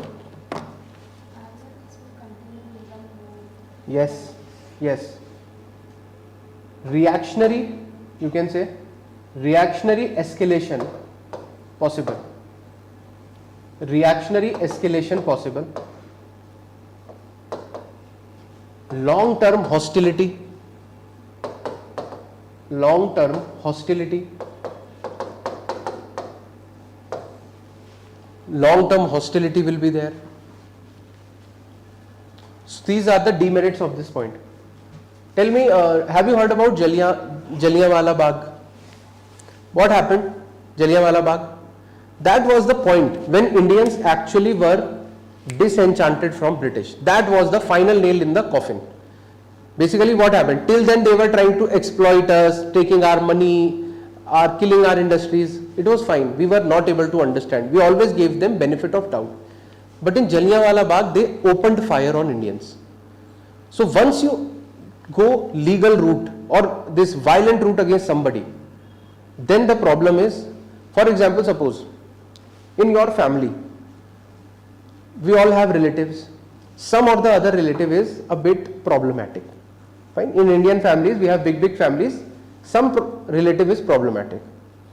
But do you still meet them on festivals? Fine. You try to have working relationship till the time it is possible. But suppose tomorrow that relative comes to your house and slaps your mother 3 times. Then are you going to have a relationship with him? No. Because once you get violent with somebody, then all the threads connecting you are actually gone. That is the whole problem. If you call police, take action against these people, then you will never be able to develop trust with those people. No. Fine. So you don't call police directly. You might call police, might inform police, but also you will try to open negotiations, persuasions, emotional intelligence, understanding their point of view. So these are the demerits of this point. What is the third option? The third option is always the middle path that we try to take. You can write balanced approach. Third is the balanced approach.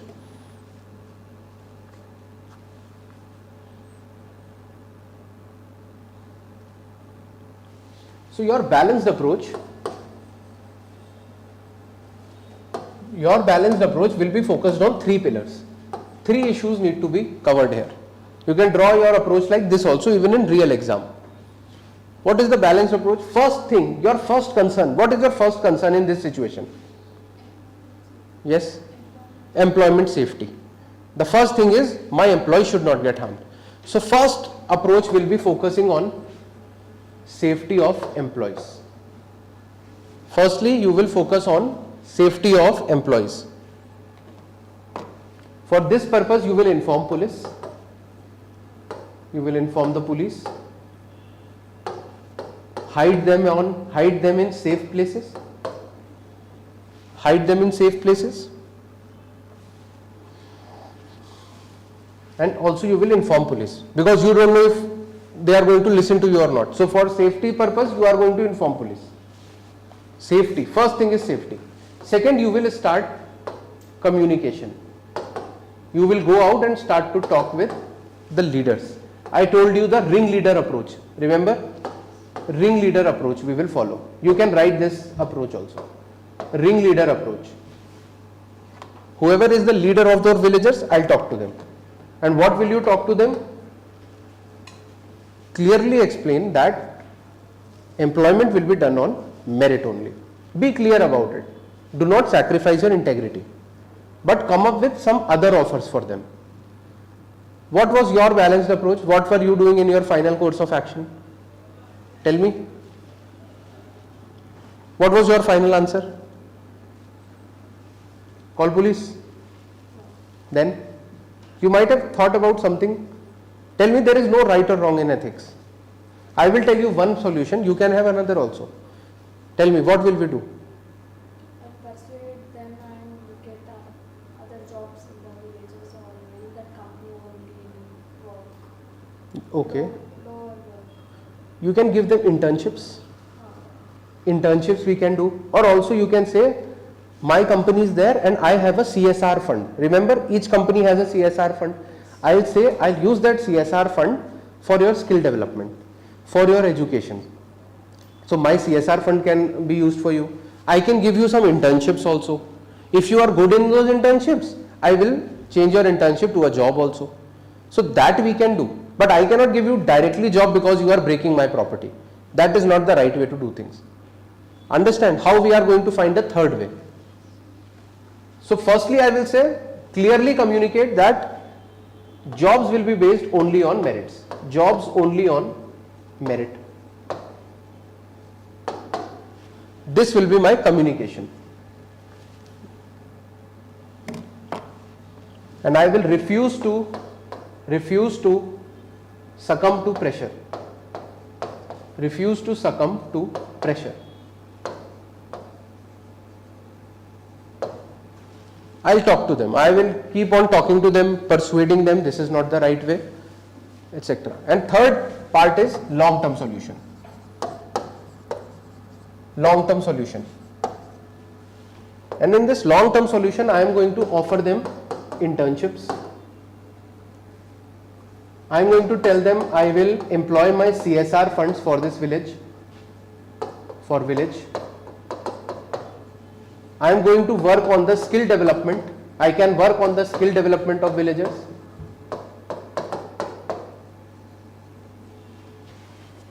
So these 2-3 things I can do for you.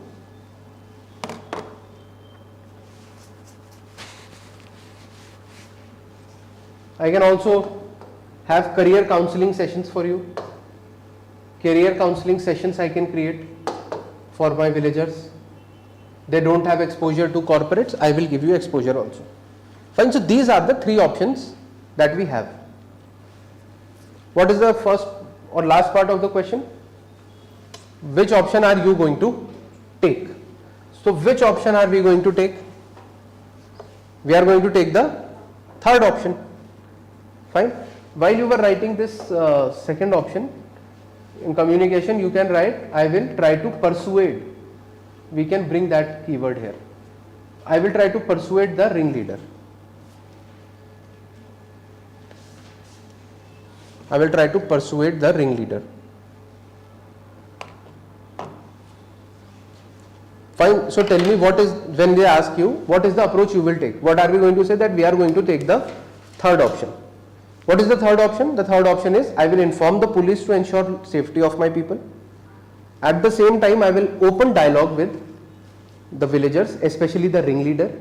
I will persuade him to de-escalate the situation, and I will offer him long-term solutions like skill development, usage of my CSR funds for the village, organizing career counseling sessions, giving them internships, and also being open for jobs to villagers, but only based on merit, not favoritism.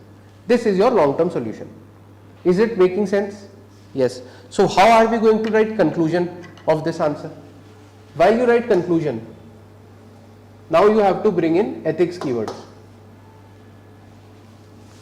For example, you can write something like this.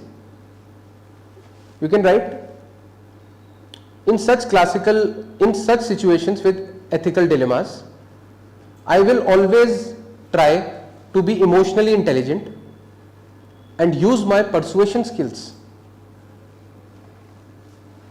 to balance compassion with merit. So in such situations, I will always try to be emotionally intelligent and use my persuasion skills,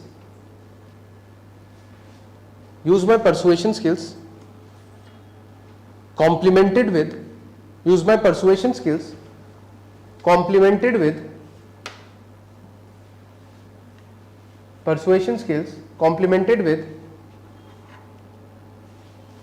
compassionate leadership,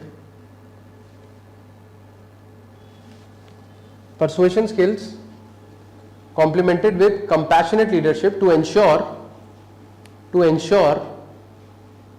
a win-win situation for all stakeholders.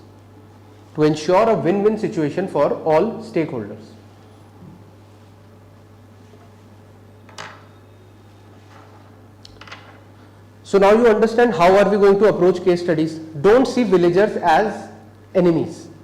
Yes, they are doing violence, which is wrong, but we will still try to come at a conclusion. What was emotional intelligence? The third part is social awareness.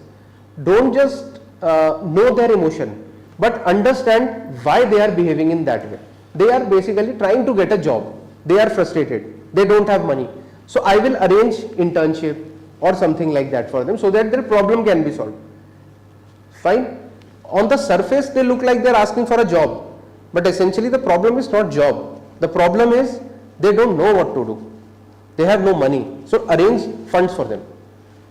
Understood? This was a simple case study. We'll again restart with the case study. 10-minute break is there. We'll meet in 10 minutes.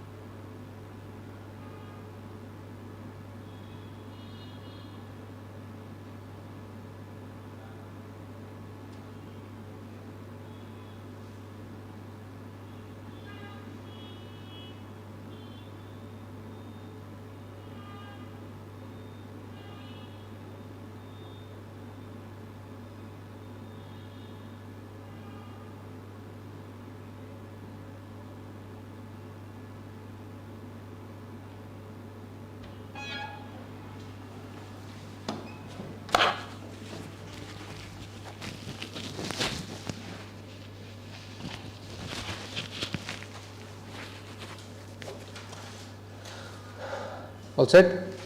Shall we restart? All were using phones again, I saw.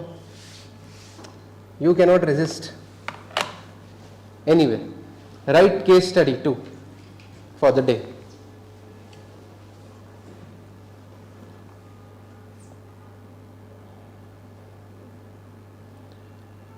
Again, small case study. Write down. A company is involved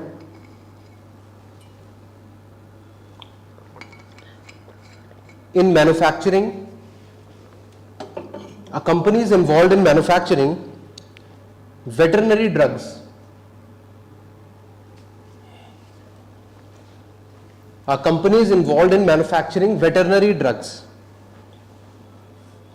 One of the scientists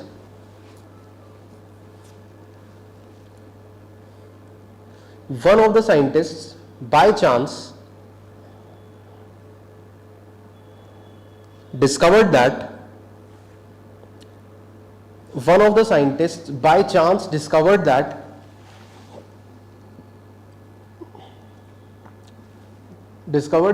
one of the drugs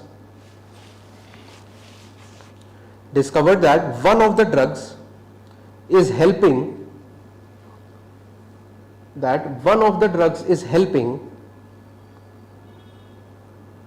in the cure of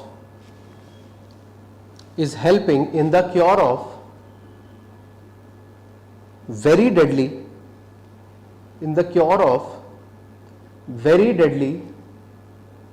liver disease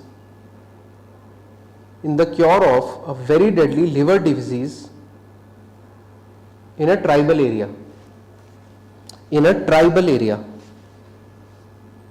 In bracket you can write which is generally considered to be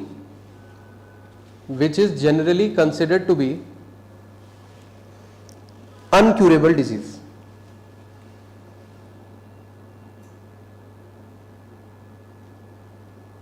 You know what are veterinary drugs? Basically, which are used on animals, not humans.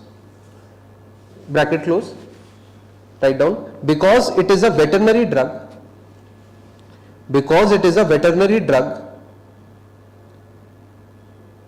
so it will have to go through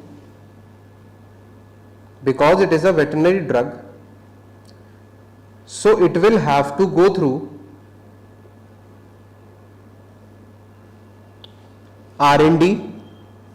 It will have to go through R&D for human consumption.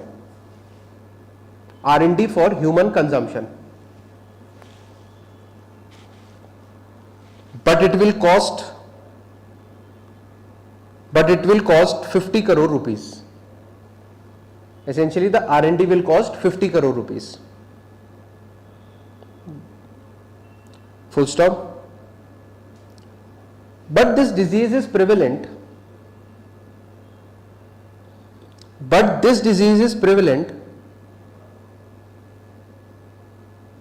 Only in a small pocket.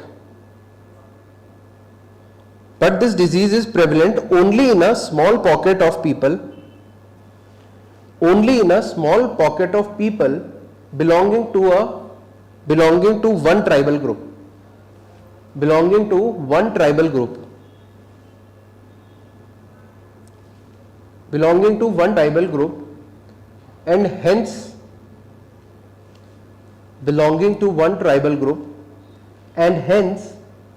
there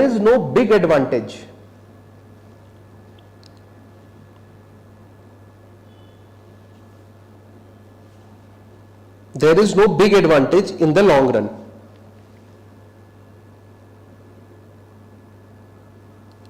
You are the CEO of the company. No big advantage in the long run. You are the CEO of the company. Full stop. What are your different options?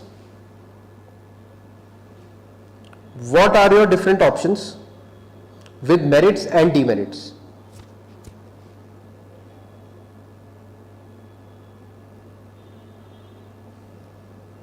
with merits and demerits.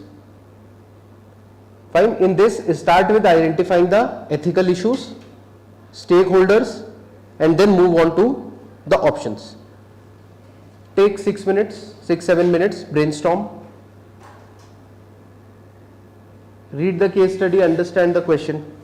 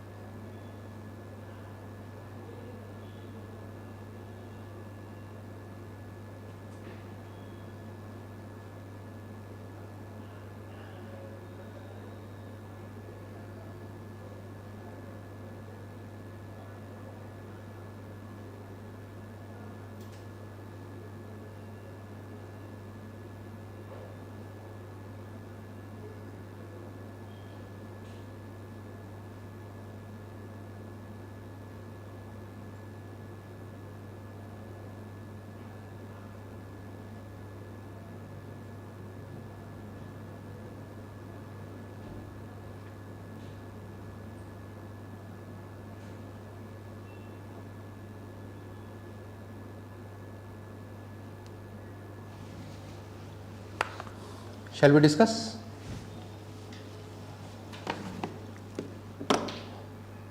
Okay then.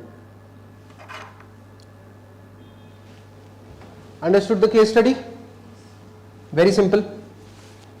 The case study says, what is it about? They have discovered it is a veterinary R&D was happening. One drug they found, but this drug has huge applications on humans. But it solves a problem, but it is only to a certain group of tribals. But it has, if it needs to be used on humans, how much money we need to spend? 50 crores. 50 crores is to be spent. We will not be able to recover these 50 crores. But these tribals are dying also. Small group of people.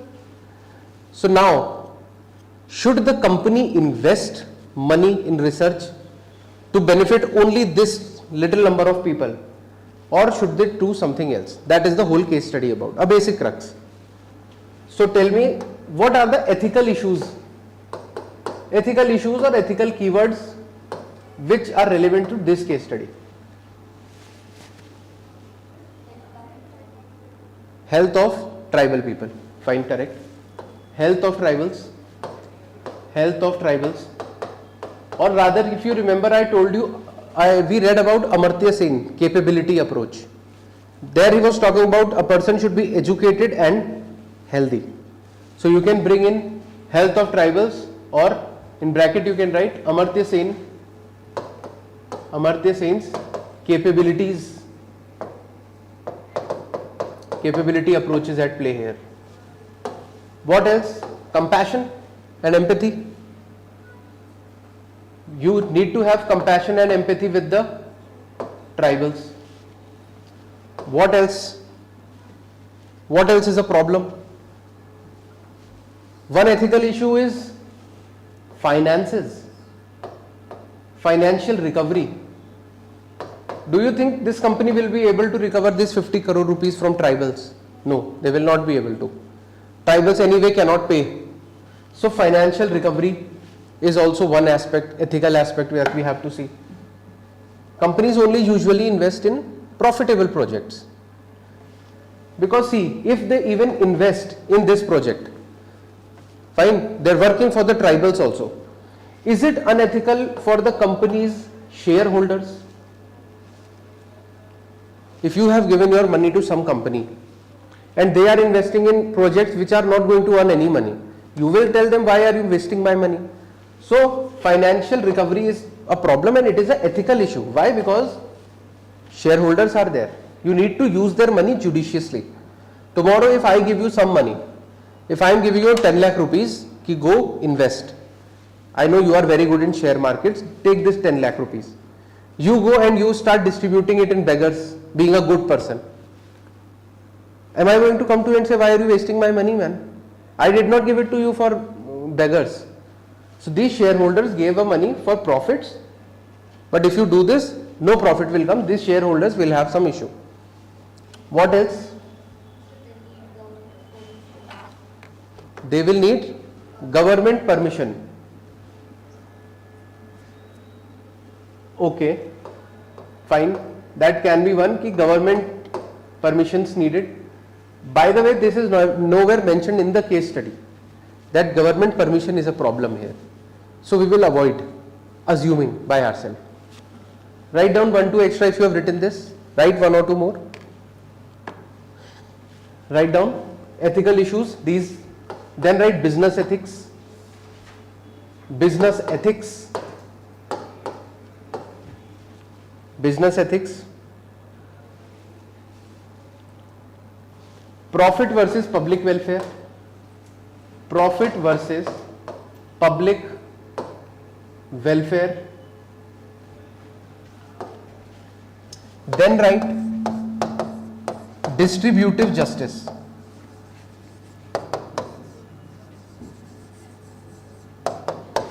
Distributive justice. Anybody remembers distributive justice here? We discussed a lot of types of justices. What was distributive justice? Who was talking about distributive justice? John Rawls. John Rawls. John Rawls was talking about distributive justice. He said, remember John Rawls? Justice as fairness. He basically said that if some people are born with disabilities, then the policies need to be made in a way that you compensate them. Remember original position. I don't know whether I'll be born rich, poor, tribal, girl, whatever. So we should have some safety mechanisms for all. So distributive justice tries to prevent the weaker section. Are tribals a weak section of the society? Yes. So you can say that distributive justice is relevant here. We need to have policies which are for distributive justice, which protect the tribals also. So distributive justice. Also, do you think here one thing is coming into play, deontological versus teleological ethics? One is talking about end goal, profit. Other is talking about do the right thing, save people. Deontological versus teleological. You can also bring in Kant here. Kant, or you can write human dignity. Human dignity over profits. Deontological versus teleological. Ethics. These are the ethics keywords we have to use. That is why we read so much about deontology and everything. These are the ethical issues. Now we'll simply move on to the options. What is the first option we have? Abandon the project. Abandoning the project. First option. Abandon the project.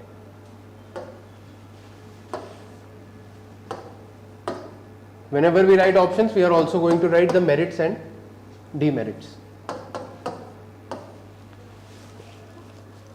Tell me, what are the merits of this option? Company can invest in other which is good for Correct.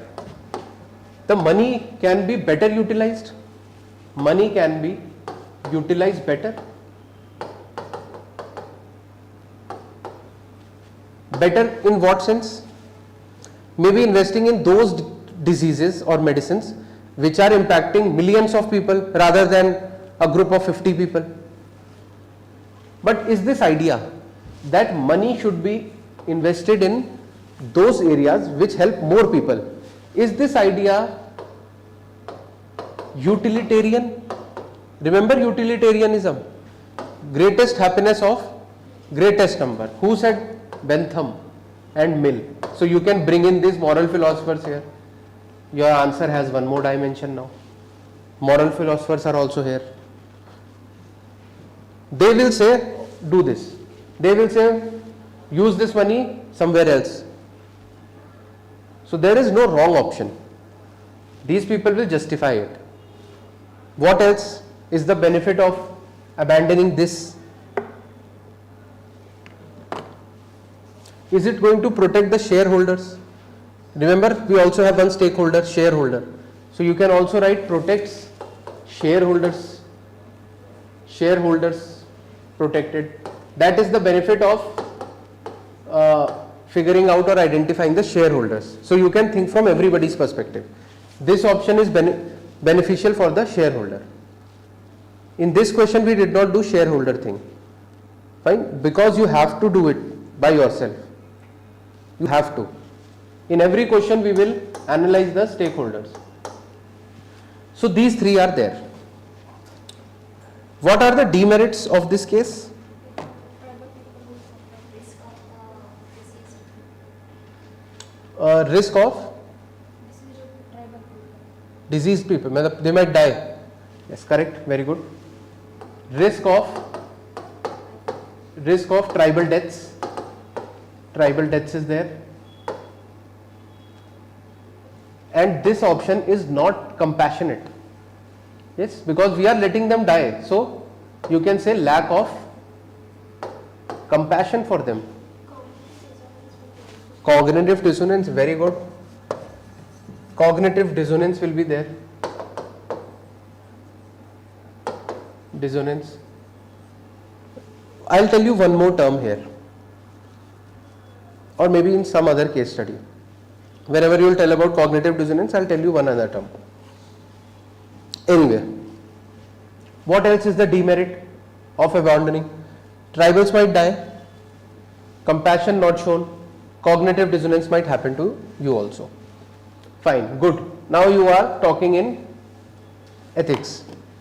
See, you are able to think also, but right now your vocabulary is not ethics. You said they might die, but you should have said their deaths will show lack of compassion. Ethics is not a difficult subject. You will understand. I just want you to get comfortable with that vocabulary. Once you know the vocabulary, you are going to do wonders. Cognitive dissonance, compassion, tribal deaths. Anything else? Fine. Next, write down. Will it also harm the corporate reputation? That despite having a medicine, they did not do it. If that information comes out in public, somebody whistle blows, it will harm the corporate reputation. So these are the points. Next is take up full research. Go on. Invest 50 crore. Full research we will do. Merit, demerit. Tell me, what are the merits and demerits of this point? What are the merits if you are like, okay, I will invest 50 crores. Now, what are the merits? Tell me. Compassion. Is there compassion now? Yes, this is compassion. Compassion is at play. What else? Life saved. Yes, that is what exactly is compassion. Life saved.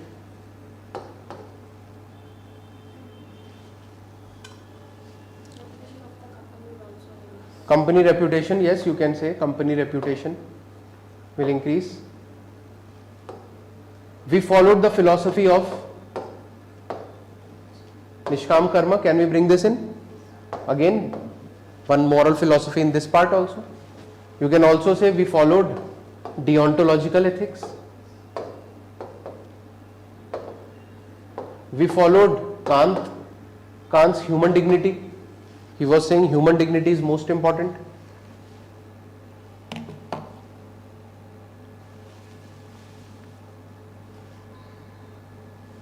Anything else? Or we have enough points, more than enough points? All were easy only. We can find compassion, you could have written. Nishkam Karma, company reputation, deontology also we know. You know everything, just apply. Now just throw these words here. 20 marks for one case study are there. 10 marks you can easily get. If you are writing very good, even 12 are given.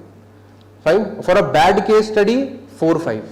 For a good case study, even 13 have been, I have seen 14 marks been given. Even if, so this ethics paper, 120 marks is case studies only. Even if you are getting half or 60, so 60 marks you can easily score in case studies. These are the easiest marks in whole GS papers. So develop this skill.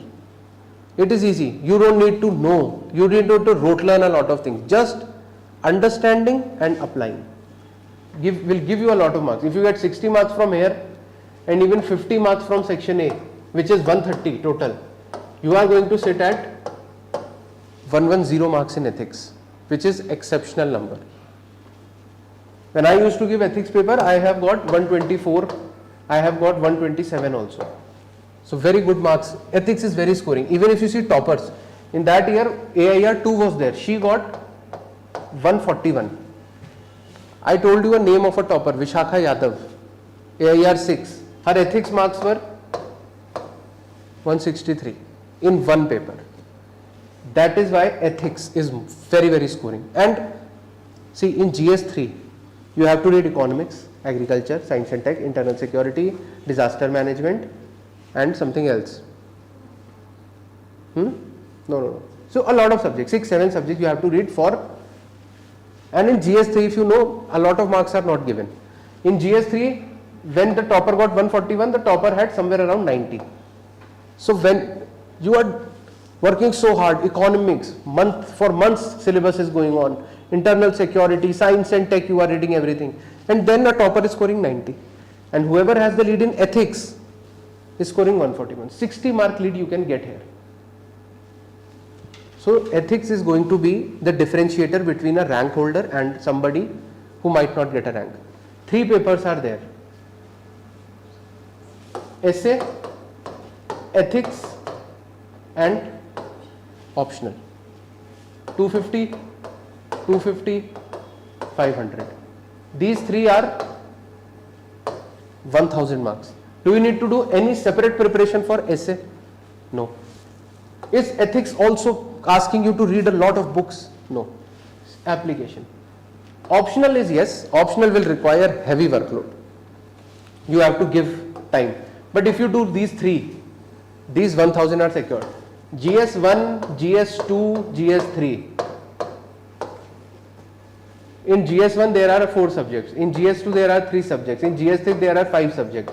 So you are totally reading 12 subjects. And for how many marks? 750 marks, 12 subjects. Here you are reading essentially 1 optional, 1 ethics, 2 subjects. And you are getting 1000 marks. You know what? Is this a better strategy? Very, very good strategy. And no matter how hard you try, an average person in GS1 might get 85, and you are a great topper, you might get 95. So only 10 mark difference will come in GS1 to 3.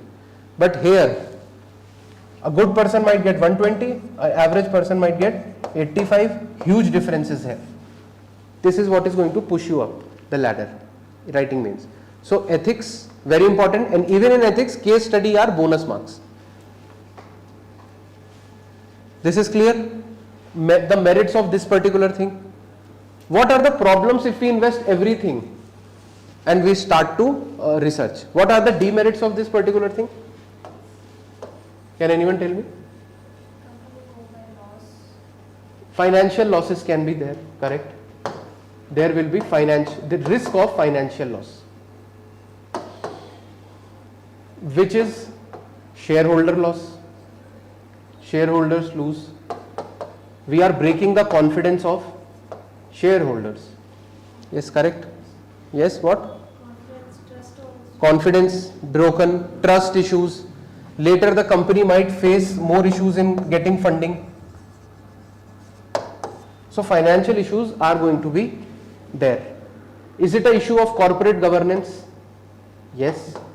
You cannot use the funds by yourself. Corporate governance misused or corporate governance improper.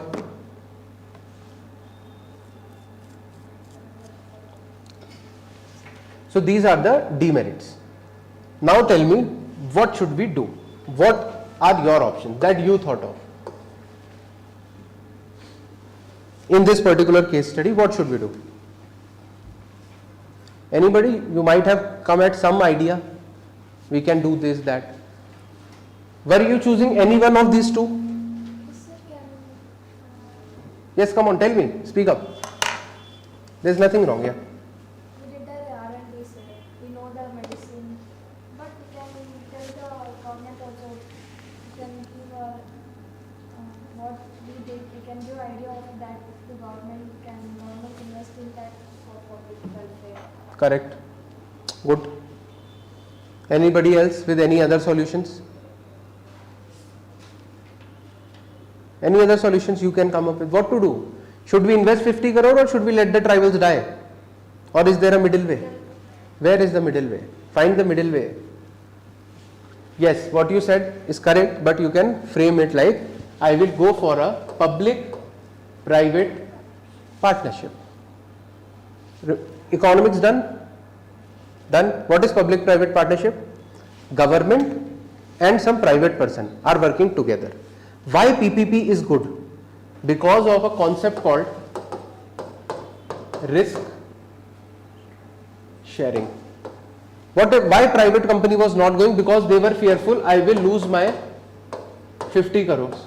So they might go to the government, say, please help us, give us 40, 10 we might invest by ourselves also, and then we will do all the research work.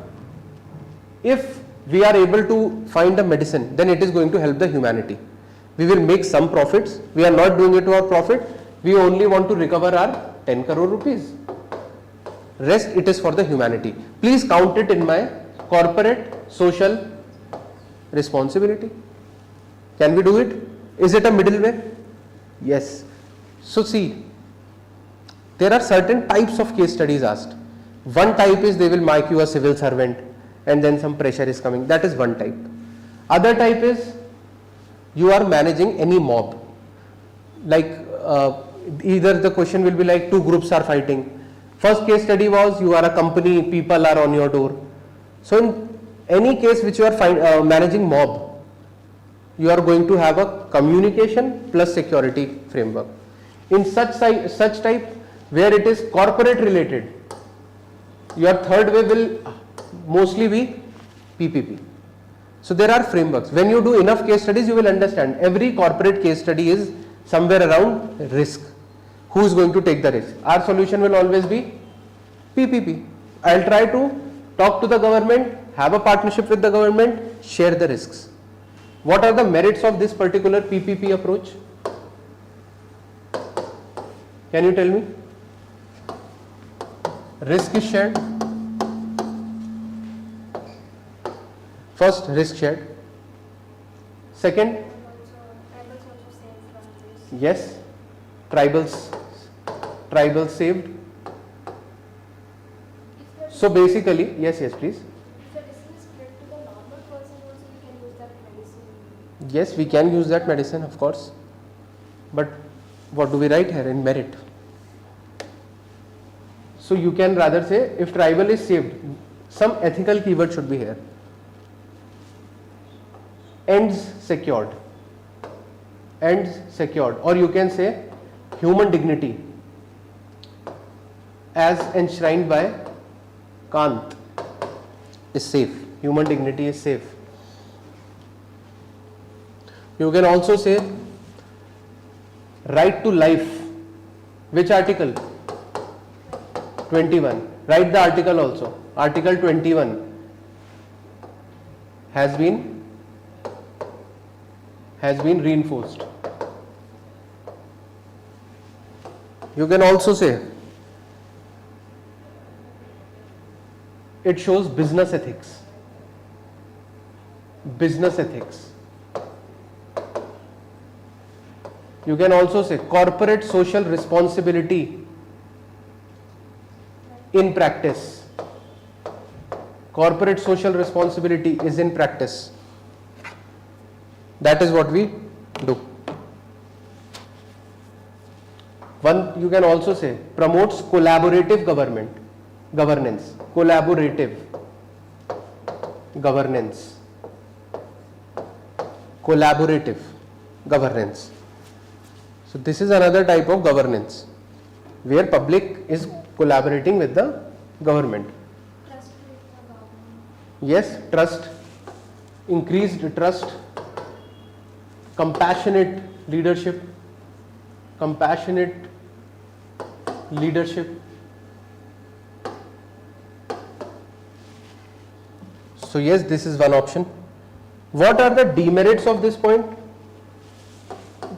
Never think like I will write no demerit, I have devised such a great solution. No. There are going to be demerits. Write at least 1-2 demerits, even in the decision you are going to take. What are the demerits of PPP in this case? Trust deficit also, can give or cannot give finance. Uncertainty. Not trust deficit, but first of all, it will be a long-term process. Now I will talk to the government, take permission, get the money, and you know that bureaucrats are all status quoist, red tapeism. So long-term process it will be. There might be delays in licenses, etc.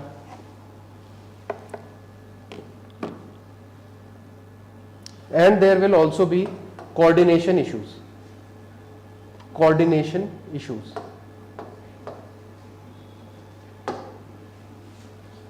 So these are the problems in this particular option.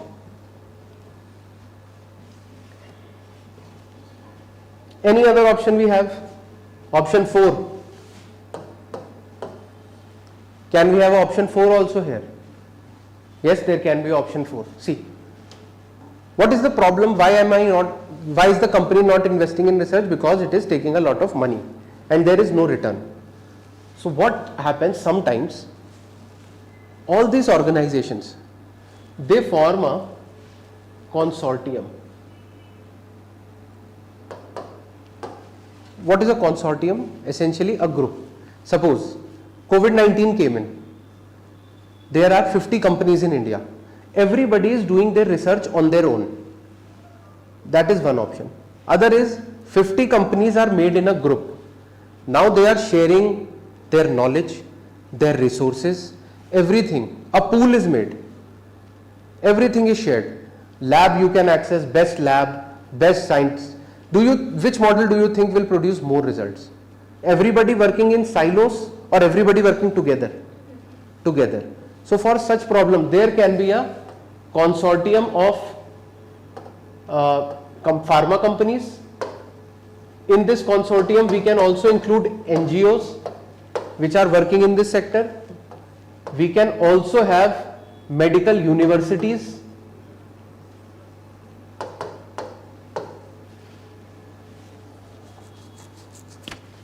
Can we do this? All companies are there. NGOs are also there which are working to help people. Tribal related NGOs, they get some money, funding. We can use that also. Some universities are also working in research like AIMS, etc. We can collaborate with the best professors, best mind, and effort can be made in a collaborative way. Understand this option? Merits. Merits of this option. Again, risk shared. Risk is shared. There are increased probability of success because many good minds are there. Compassionate society. It reflects compassionate society which is caring for each other. Compassionate society is there. What else? Yes, faster. This will be faster. Many minds are working at the same time, so it will be faster. Increased quality will be there. So these are the merits of this particular option. This option has some demerits also. Were you writing? If you are writing, you can complete.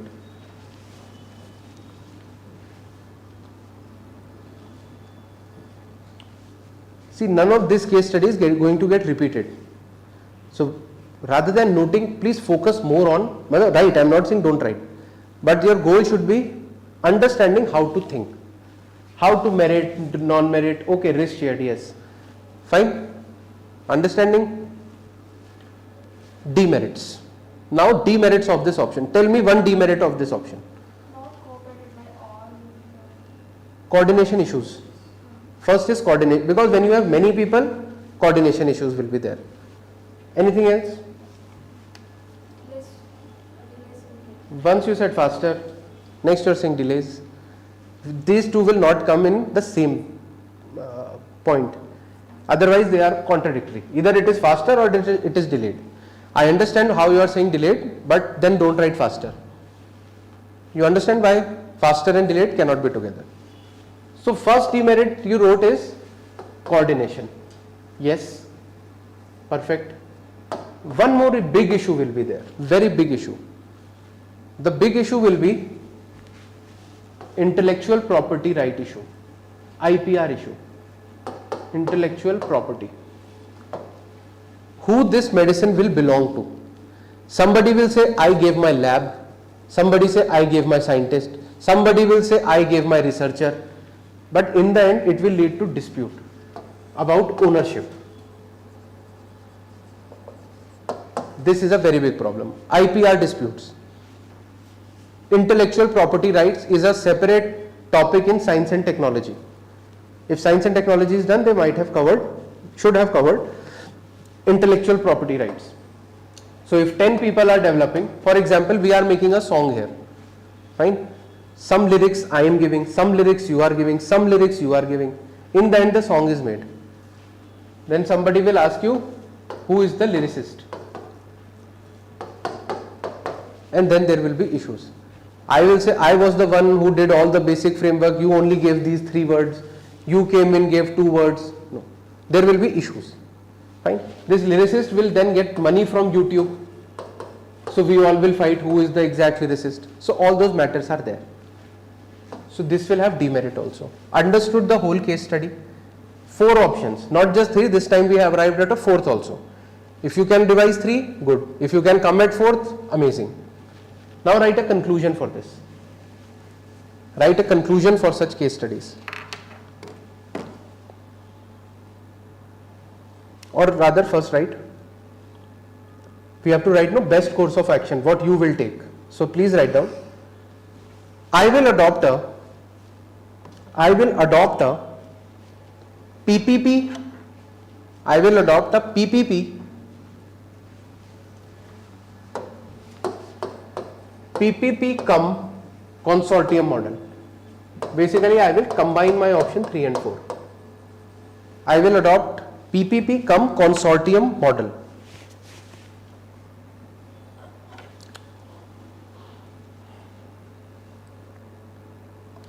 In this, write down 2-3 steps, like write down steps. Conduct preliminary studies. First step, conduct preliminary studies. Conduct preliminary studies. Second, approach government for grants.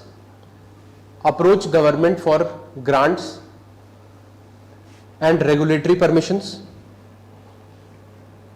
For grants and regulatory permissions. Third step, collaborate with research institutions and NGOs. Collaborate with research institutions and NGOs.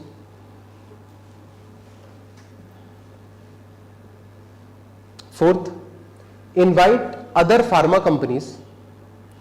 Invite other pharma companies to share costs. Invite other pharma companies to share costs. Fifth, explore CSR funding. Explore CSR funding and philanthropic foundations.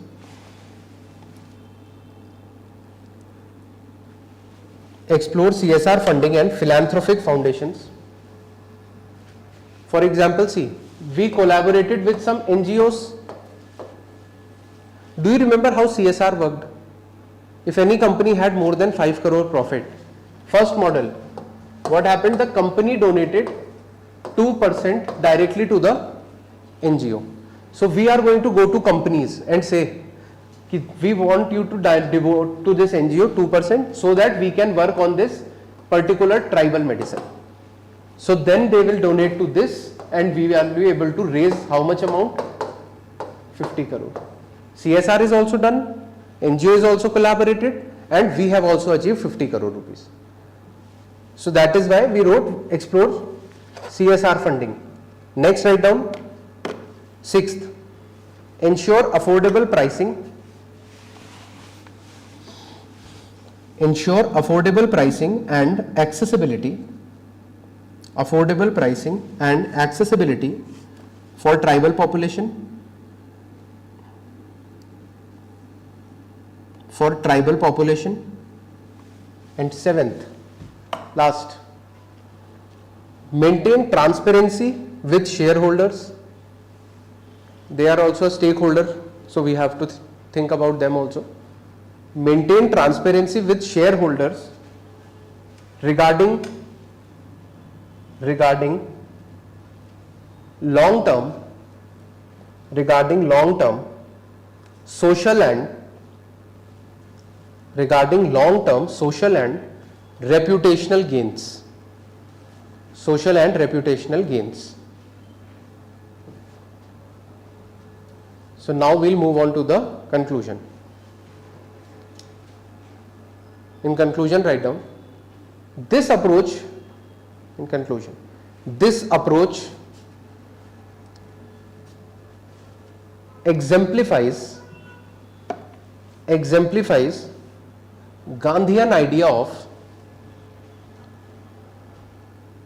Gandhian idea of trusteeship, exemplifies Gandhian idea of trusteeship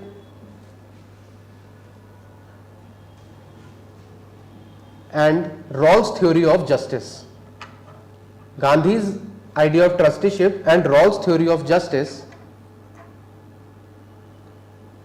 by ensuring fairness for the least advantaged section of the society.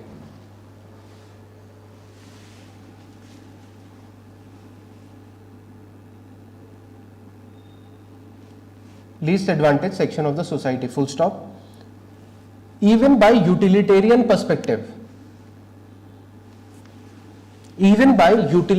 perspective, comma, even from utilitarian perspective. What was utilitarian? Greatest happiness of greatest number. So even from utilitarian perspective, comma, even if the profits are limited,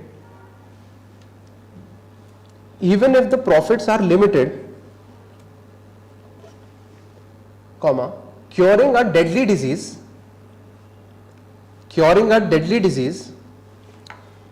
maximizes overall societal welfare.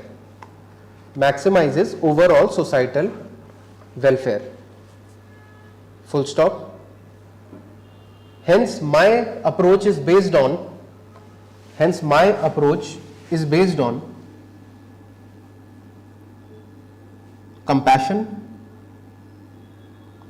compassion, comma, justice and the principle of corporate sustainability.